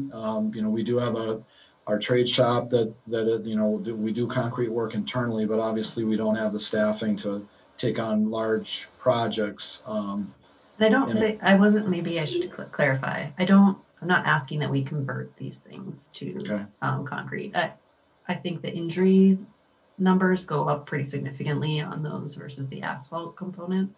So what I'm asking is there new technology for asphalt similar to the new technology for concrete that we might be able to be incorporating in some capacity into the system?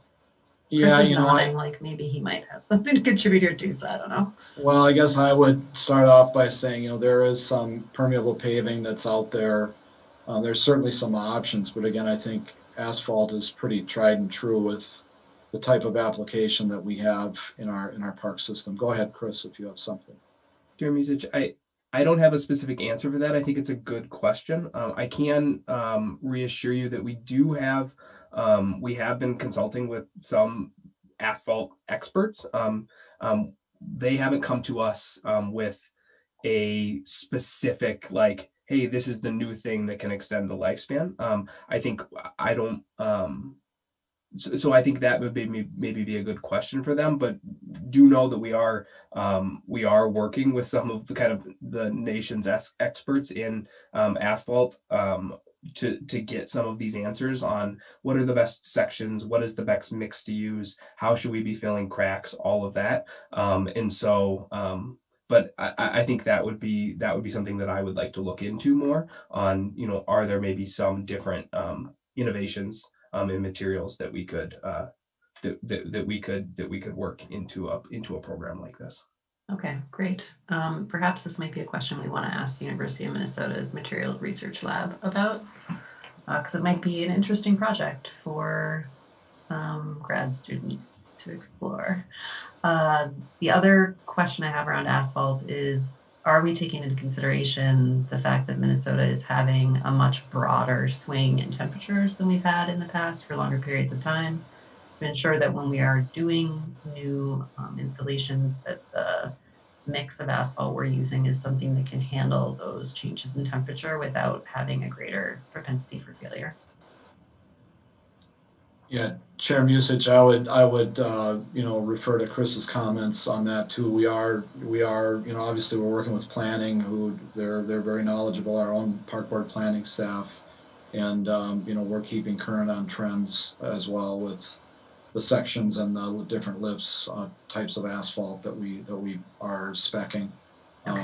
So, and again, asphalt really is quite forgiving. It's not obviously not maintenance free, which we're seeing, but that's one of the reasons why it's used so widely, is that it is a great solution for the facilities that we're building and rebuilding. Just wanted to ask the question after reading about all the pavement failures on highways, thinking to myself, like, are we thinking about this at the park level when we start thinking about climate change and how it's impacting our assets? It sounds like we are. That's fantastic. Thank you. A couple of my questions you answered already because you were prescient and you knew that I was going to ask them, obviously. When we talk about full depth replacement of facilities, Deputy Superintendent Ringgold already informed us that when we're talking about that on regional trails, that it's included in the CIP funding that we're considering for those projects. Is it the same case when we're talking about replacing courts? Are we including that in the CIP, or are you expected to take that out of your maintenance budget to fully replace a court that reaches the end of its life cycle?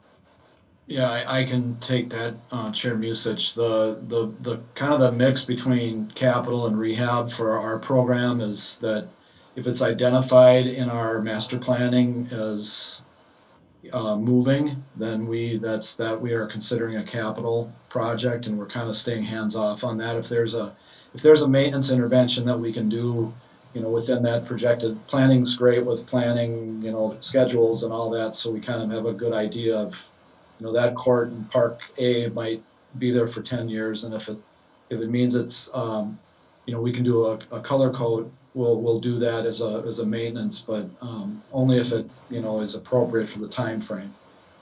If they're identified as being replaced or being moved, then we're leaving that to capital. Okay, so if one is staying in the same spot but has reached a point where we can't do anything with it because it needs to be torn out, that's falling under maintenance versus capital improvement. Well, if it's identified moving, that we're still kind of working that out, because we're trying to put our dollars into not taking things out but improving them. So we haven't actually gone down that decision path yet on if it's bad enough to come out, and I know there's some out there. Do we use rehab funding, or can we loop some capital money in that just to remove it? We haven't had that conversation with planning yet on that piece. Okay, and my question is about when it is staying in that same location but needs to be replaced. Are you trying to do that with maintenance money, or are you expecting the capital improvement planning?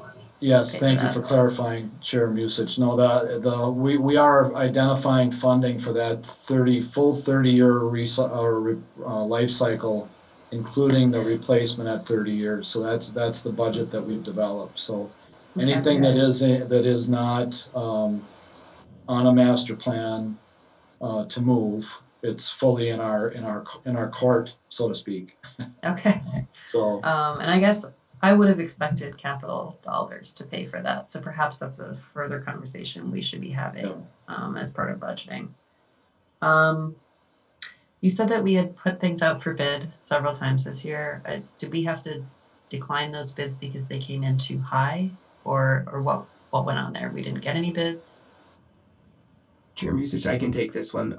The first time we, the bid I'm specifically talking about is the regional trail seal coating and crack sealing bid. And the first time we put out the bid, we did not receive any bids. The second time we put out the bid, we did receive 2 bids, but the low bidder had to be thrown out at the city due to a paperwork issue. And now we are in our third iteration. And that bid, I believe, is due here next week. And we are anticipating that we will get bids, and hopefully we'll work through that process and be able to accept the low bidder. Okay, fantastic. And if we are able to accept the low bidder, when can people expect to start seeing improvements to those trails and the striping that no one can see right now that's causing all kinds of chaos on the system right now?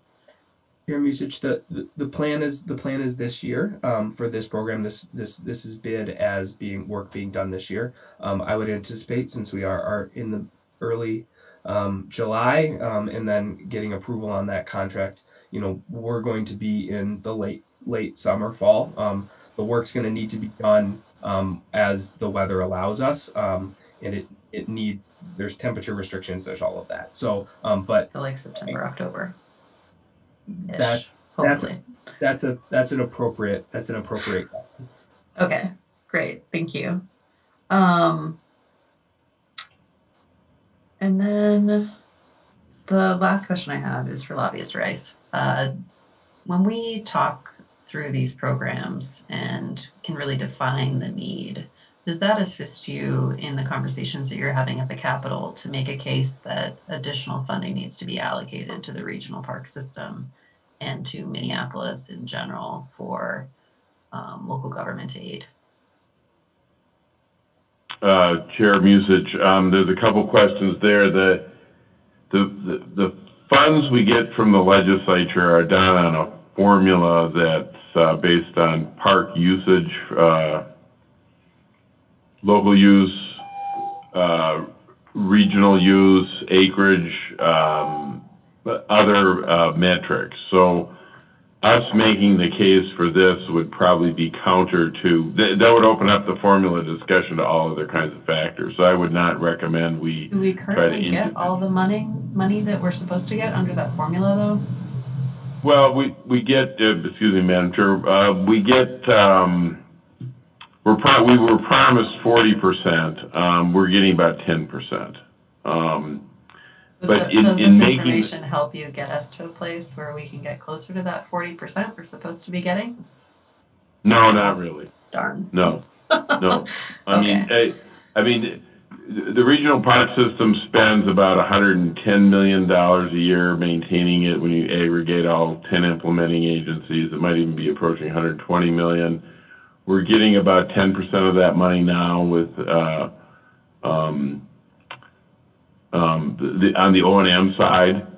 And so it's a question of how you allocate it, and different agencies do it differently. Many of the systems just pour it into their operating budgets, and it pays salaries, pays other things. The park board has always tended to use the money on the capital side to do the work, which, I mean, it's a choice that we've lobbied strongly to protect and give the board discretion on how you spend the money. We also have legacy dollars, which can be used for capital things. The regional trails particularly could be qualifying either. I mean, is it operations and maintenance or is it a capital project? That's kind of a call you need to make. I mean, one question I'd have for the staff here is what % of the regional use is done by trails? We get about 20 to 25 million regional visitors a year. What % of that is of the use is the trail system? I'm sure we've got it somewhere. The staff could dig that out. Secretary Ringgold said it's about $500,000 a year that's allocated from O&M to trails. I mean, and that's been going on for years. Well, I think you're hearing that there's a greater demand for that, and what is the appropriate number to allocate to trail use? Clearly, it's very popular usage element. You want to maintain the trails. I mean, from my perspective, as your lobbyist and somebody who's asked to go out and secure these funds, we should be keeping up. We should be keeping up everything. But Commissioner Forney said it best. Take care of what you got. That was part of what the legacy pillar was. It's also part of O&M. If we have got bad trails, I would say there's a real problem there. They ought to get fixed, because for people who come into the system, not only are our residents, but the other regional users are probably commenting on, you don't want to be riding a bike from the Three River system into Minneapolis Park and then hit the potholes and fall off and the cracks. Yeah.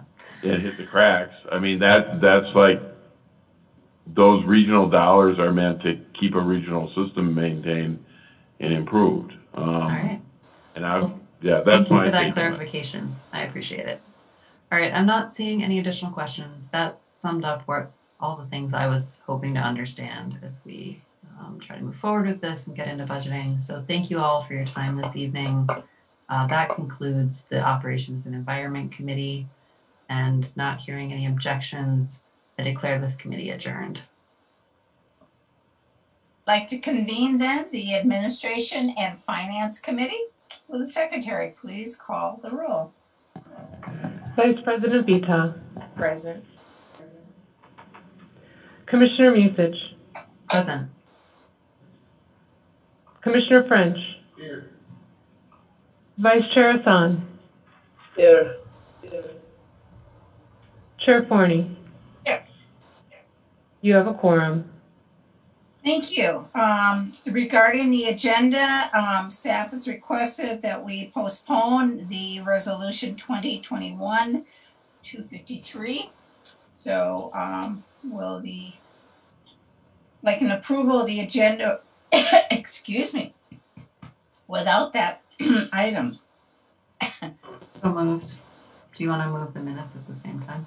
Yes, thank you so much. And I'll ask for an approval of the minutes of Wednesday, June 16th, 2021. Will the Secretary please call the roll? Now I need a drink. Vice President Vita. Aye. Commissioner Musich. Aye. Commissioner French. Vice Chair Hassan.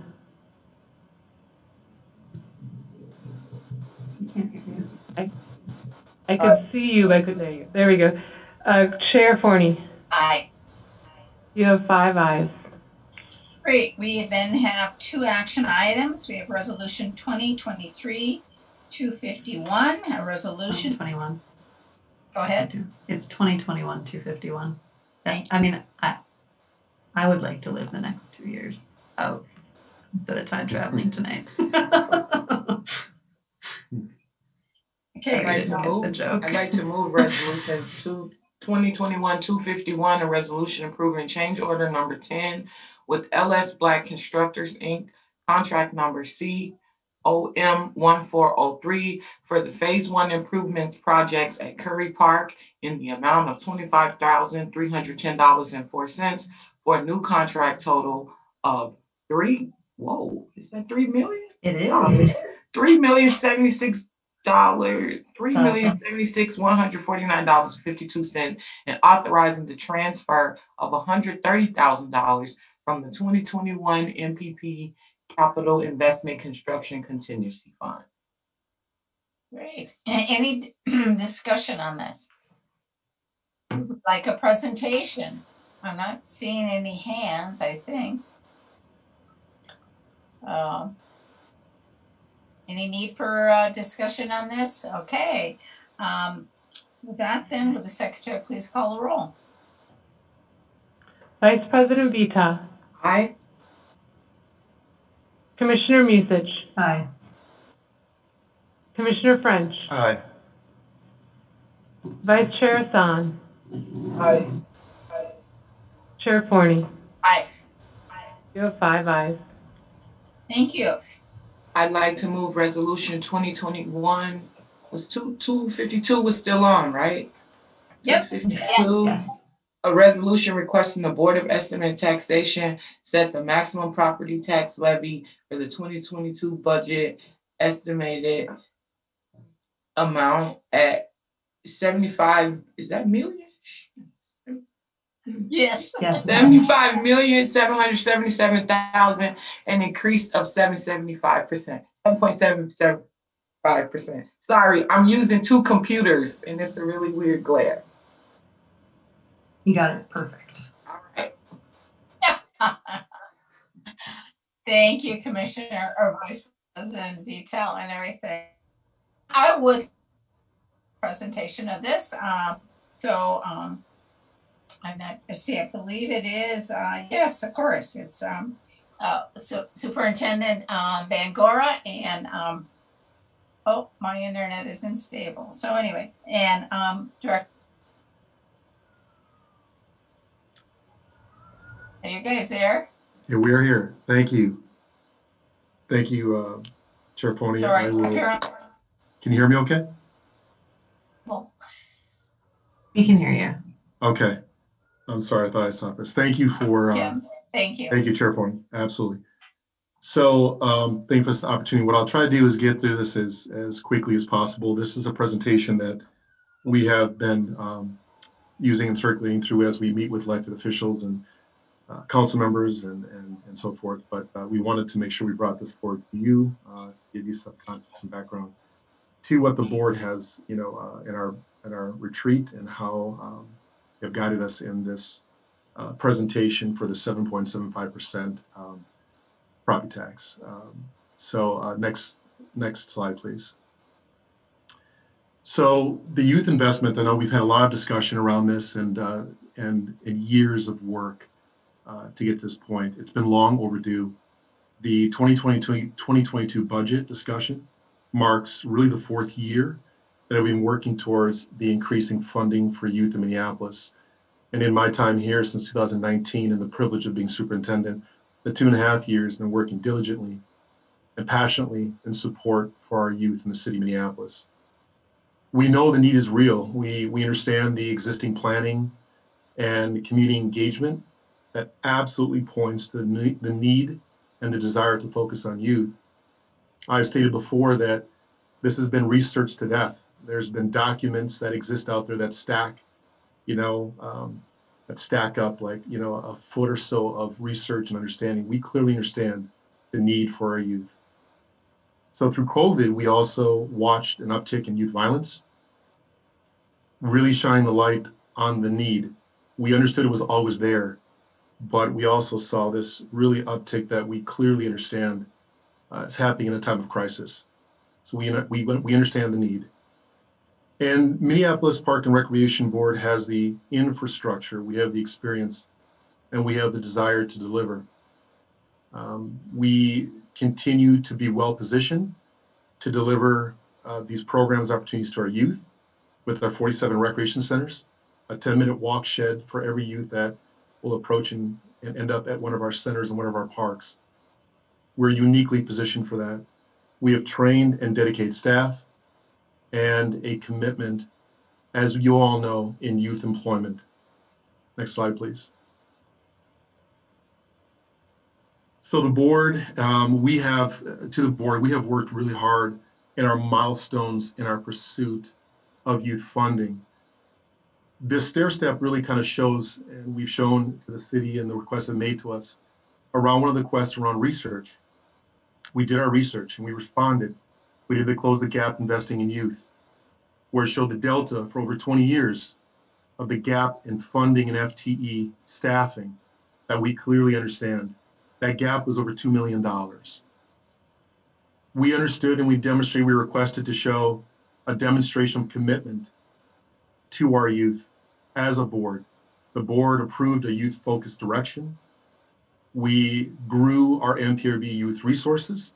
And we also, when we had one-time funding, we invested heavily in our new one-time funding for youth and programming. And I want to be clear is that this board has done incredible work around this, moving from a 15.9% budget in 2018 to a 17.7% budget or 17% investment in 2021. So the board and this organization has been very clear about our commitment to youth. We were asked to collaborate, work with and reduce duplication of other services and working with our partners. We got involved in the Minneapolis Youth Investment Task Force that the mayor worked with the park board and worked with Pillsbury United Communities, the YMCA, the libraries, Hennepin County, Chamber of Commerce, all of the agencies that work with youth. We got together, we met at Henry High School, we met also at the park board here in the Minnehaha room, and we worked with the Minneapolis Parks Foundation, who was also there. And we recognized the need to build a resilient system, but we also understand that there's overlaps. But we worked very hard on this collaborative, and clearly Minneapolis Park and Recreation was already moving in that direction. We asked to streamline. We did. We reorganized to increase accountability and to reduce overhead in our organization. And we looked at efficiencies. And we also looked at pilots. We were asked to demonstrate a pilot, what we can do with an additional investment. We responded when we opened and we put forward the rehabilitated creation space at Powderhorn Park. We invested in that, and I know if you've seen some videos on that. And we launched Imagine Your Future, which Vice President Vital eloquently spoke to earlier, and the amazing work that we're doing with our youth, our older youth. And we redefined youth employment, specifically moving it from recreation into green infrastructure, green jobs, and looking at how we can move our youth in a model around what we specialize as recreation. Next slide, please.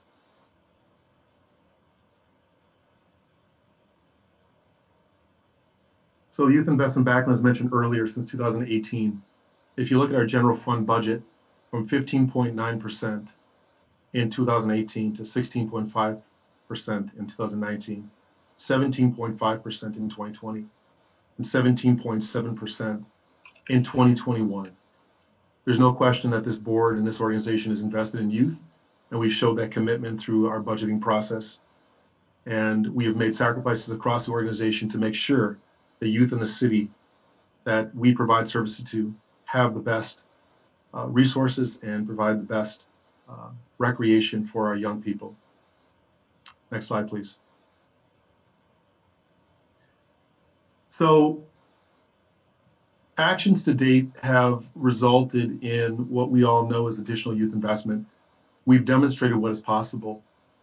We understand the need. We understand the need of sustainable long-term funding to amplify this work across our system with adequate staffing. And we talk about in perpetuity our FTEs that we need to work in our system to deliver those services to the young people. And as I mentioned earlier, the Close the Gap clearly stated that we know over the last 19, 20 years, that delta between FTEs and the dollars, the funding, that slowly kind of went down over $2 million. So the directions that this commissioner, you commissioners have given us is to close the gap in youth investment for 2022. And we are focused on that. Next slide, please. So a lot of this information I won't go through in detail, but around youth programming, we are clear about providing consistent, dedicated staff that engage youth in a safe environments and really to expose them to experiences that can enhance and enrich their lives. And I put forward to you and Close the Gap around our 6 pillars. Many of the things that you see here, of course, around cycling, around intergenerational centers of excellence, creation spaces, nature-based program, agriculture programs and cycling, citywide day camps, photography, theater, all the programs that we're going to be offering that we do offer our youth, and to enhance and build upon those. Imagine Your Future at ages 17, 22, with low-level offenses in the background records, as Vice President Vital already just stated, was a wonderful example of how we can continue to offer exceptional programs to save lives and offer opportunities to young people who don't have it. And to look at the young people that are on the bubble, we provide those services, and we are pushing for that so we can continue to do that excellent work within our rec centers. And we also look at, of course, job placement. So we're asking for an additional 12 full-time employees. Estimated budget need is $1,169,500. Next slide, please. Creation spaces, which I'm extremely excited about. And I can go into this for an hour and talk about what these spaces mean. But, you know, these are currently, we have right now, as I said before, what you see in front of you in the picture is Powderhorn and the incredible work that was done to restore that place and to look at the 3 locations that we are currently moving on that will be coming online. These allow young people to experience self-expression, learning and exposure to careers as industry professionals, to fully understand the businesses and careers behind the art, technology, the music, science, innovation. All those possibilities our young people can face in these spaces is limitless. We have a lot of partners that are coming online right now where they're very excited about. I will be bringing that forward as we're going, but very, very exciting things are coming forward, the creation spaces. I was on a panel called Reimagine the Civic Commons. We're one of 10 cities. They're coming here in September to explore and talk to us about how the park board did something significant in creation spaces and changed the lives of young people, not only in the knowledge they get, but in the mastery of it and the pass-through, the certification, the work that they can get behind this to explore and tap into the next Prince or to the next artist, the next musician, the next scientist, these things that we know we can do in these creation spaces. It's incredibly unique. So we're looking for full-time staff for each location. So we're asking for a total estimate budget of $756,000. Again, staffing, industry professionals that are working for the park board, working for our youth in these spaces. Next slide, please.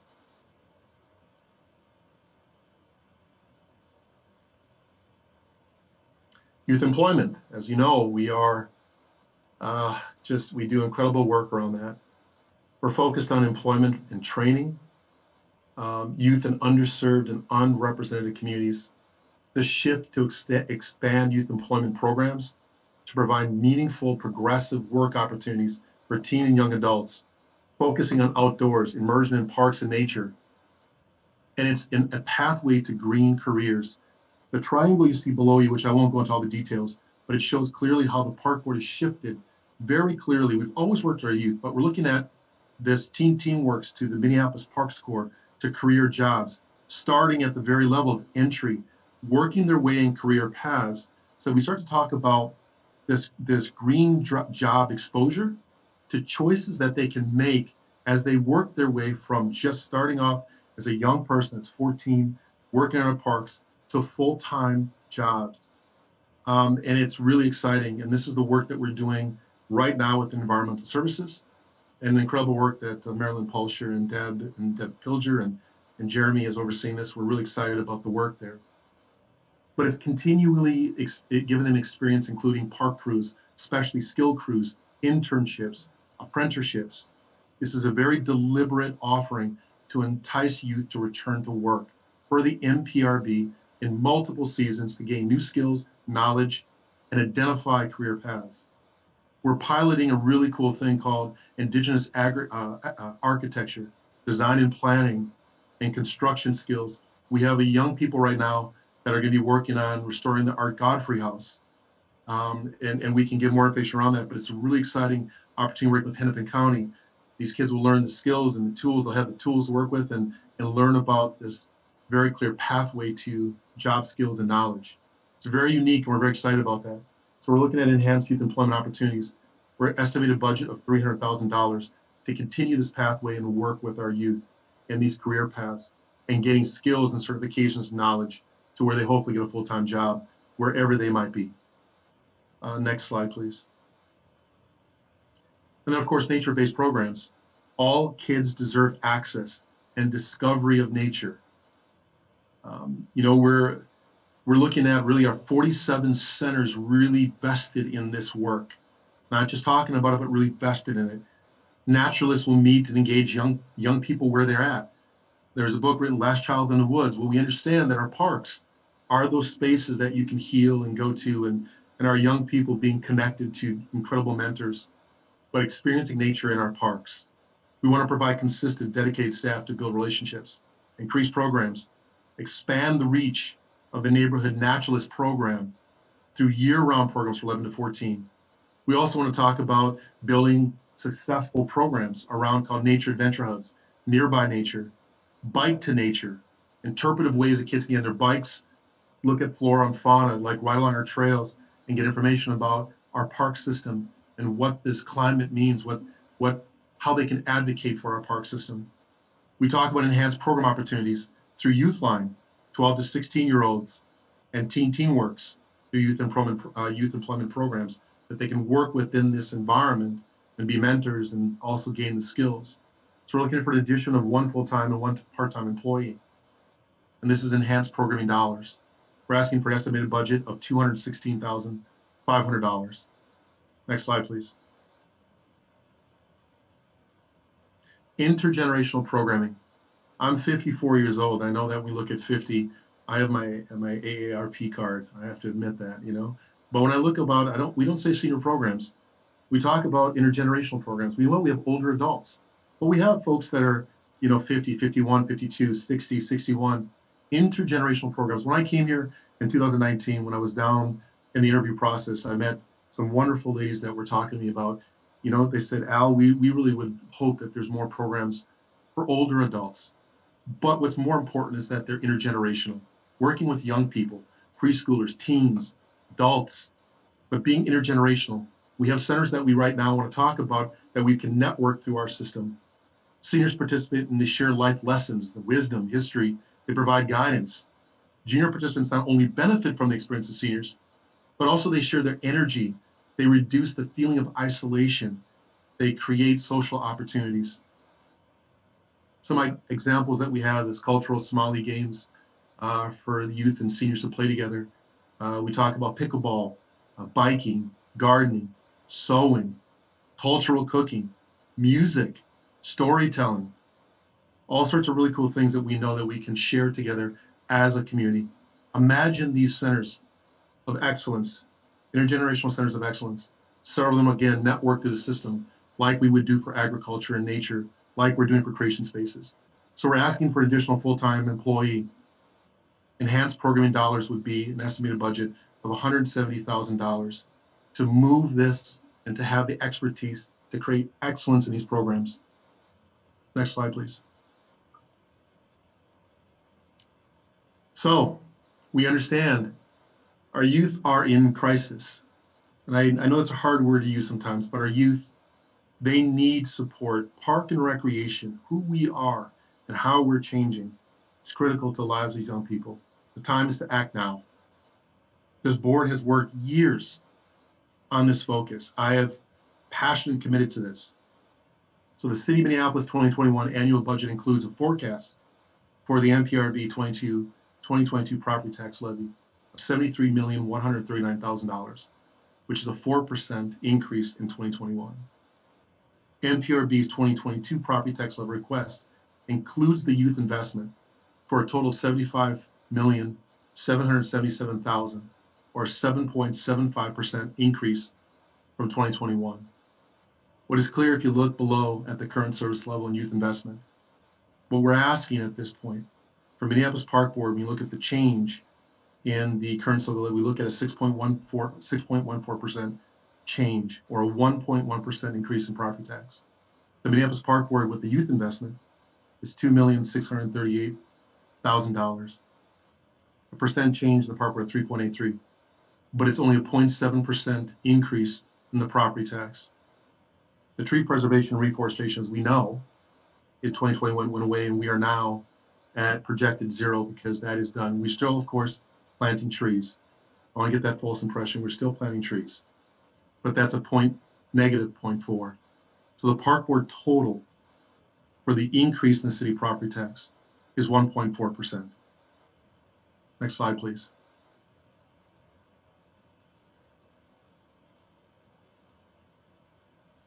So the city percentage of tax levy is increasing, while the NPRB's percentage in tax levies is decreasing since 2017. So the total percent of total city tax, if you look at the right at the park board, it's decreasing. We haven't been increasing. And we said before, when we talk about a 7.5 cents on the dollar or less than 8 cents, I can tell you that that's been the same since 2000. That's where we are as a park system. So we're asking, it's important that we take care of our youth right now, as this is the time. So in 2022, the NPRB is poised to implement sustainable youth investment and provide life training with an increase of less than 1% of the city's property taxes. We know that the park board can save the lives of these children.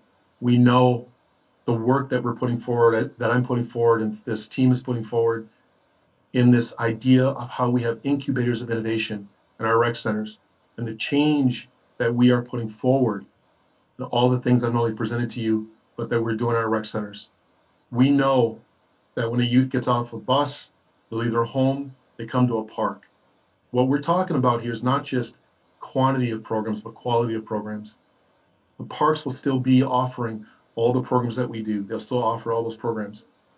But we talk about these particular changes that we're doing within our centers. It's very clear, not only do we have fundamental shift that we're doing within our youth and how we deliver those services, but what we can do to change the lives of our young people is critical. Time is now to act now.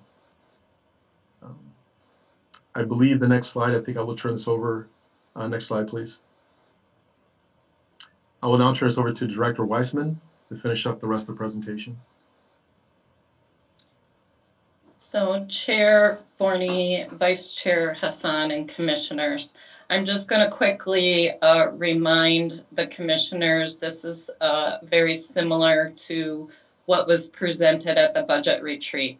So our 2022 to 2026 general fund, with that now includes the 2020 youth investment, equates to a 9.9% increase in our general fund. And so this includes the current service level and also includes the youth investment. Going forward into 2023 to 2026, we also have included system expansion, which I will describe on next slide. So next slide, please. So what is included in the 2022 general fund with the 9.9% increase? That equates to a 6.7, almost $6.8 million increase in property taxes. So the current service level amounts, we have provision for wage and benefit adjustments that include all of our employees, both part-time and full-time and union employees, so contracts, the minimum wage adjustment, everything associated with our wage growth is 2.9 million of that increase. We also have a provision for contractual services, material and supplies, and capital outlay adjustments of just under $1 million. And then for 2022, we have new park operations for the downtown service area parks and Market Square Park of $322,000. So those three items make up the current service level amounts for our general fund. And then we've added our youth investment piece, and that equates to the $6.8 million increase in revenue. Next slide, please. So just to remind you, as we begin or continue to build in our system expansion into our property tax requests and forecasts, for 2022, we have the downtown service area parks with North Loop Park, 8th Avenue Park, and 26th Street Overlook, and then again, the Market Square Park. So we are adding $322,000 to support the maintenance and activation of those locations. In 2023, 2024, and 2025, you'll see that we have the Upper Harbor Terminal that will come online, Graco Park that will come online, and then the full activation of North Loop Park in 2023. So over the course of the next 5 years, we are looking to expand our FTE count by almost 16 FTEs. That's a complement of both full-time and part-time employees to support, again, the maintenance of those areas and also the activation or programming within those areas. Next slide, please. So now we'll open it up for questions. Thank you for the presentation. I'm looking very quickly to see if, once again, I need you all to know my internet is unstable. I'm not unstable, but anyway, any questions people have? I'm not seeing any commissioners with any questions.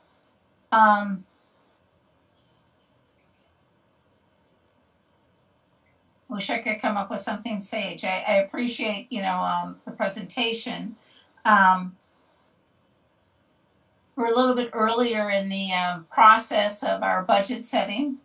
I appreciate the presentation and trying to get alignment with everybody on our requests here. So I'm kind of surprised that nobody has any questions coming forward here. Oh, thank you, Commissioner Musich. I knew you'd have something to say. Thanks, Chair Forney. I'm pleased to see that this reflects what we discussed in our conversations around budget planning. I think it's a big ask.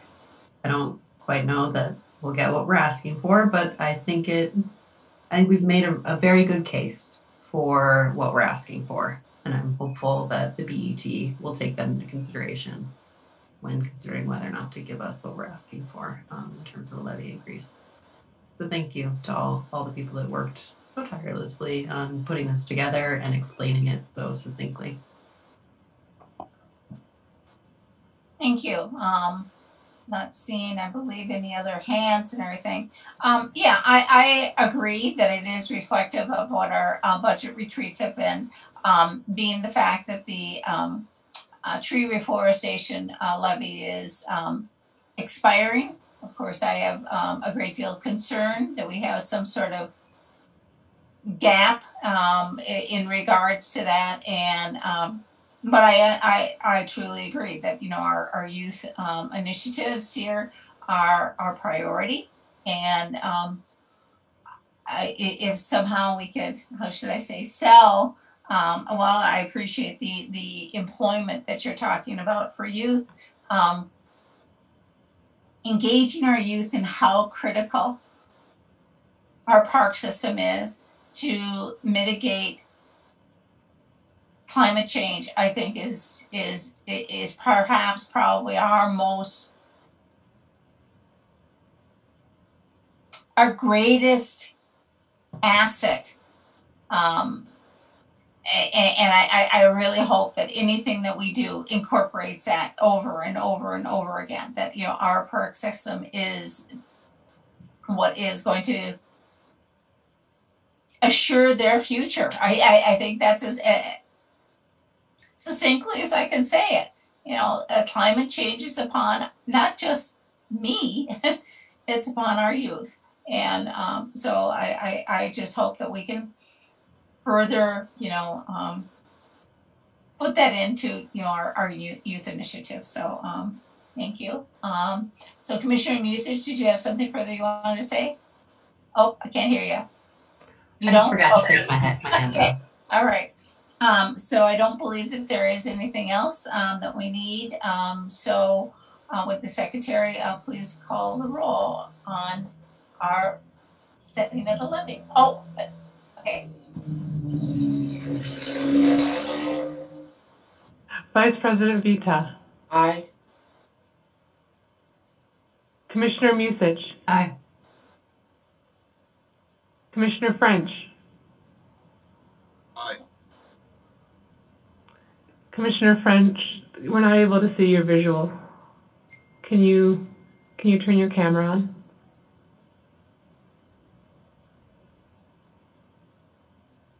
Aye. Perfect, thank you. Vice Chair Hassan. Aye. Chair Forney. Aye. You have 5 ayes. Thank you. Upon that, I declare that the Administration and Finance Committee is adjourned. Thank you all.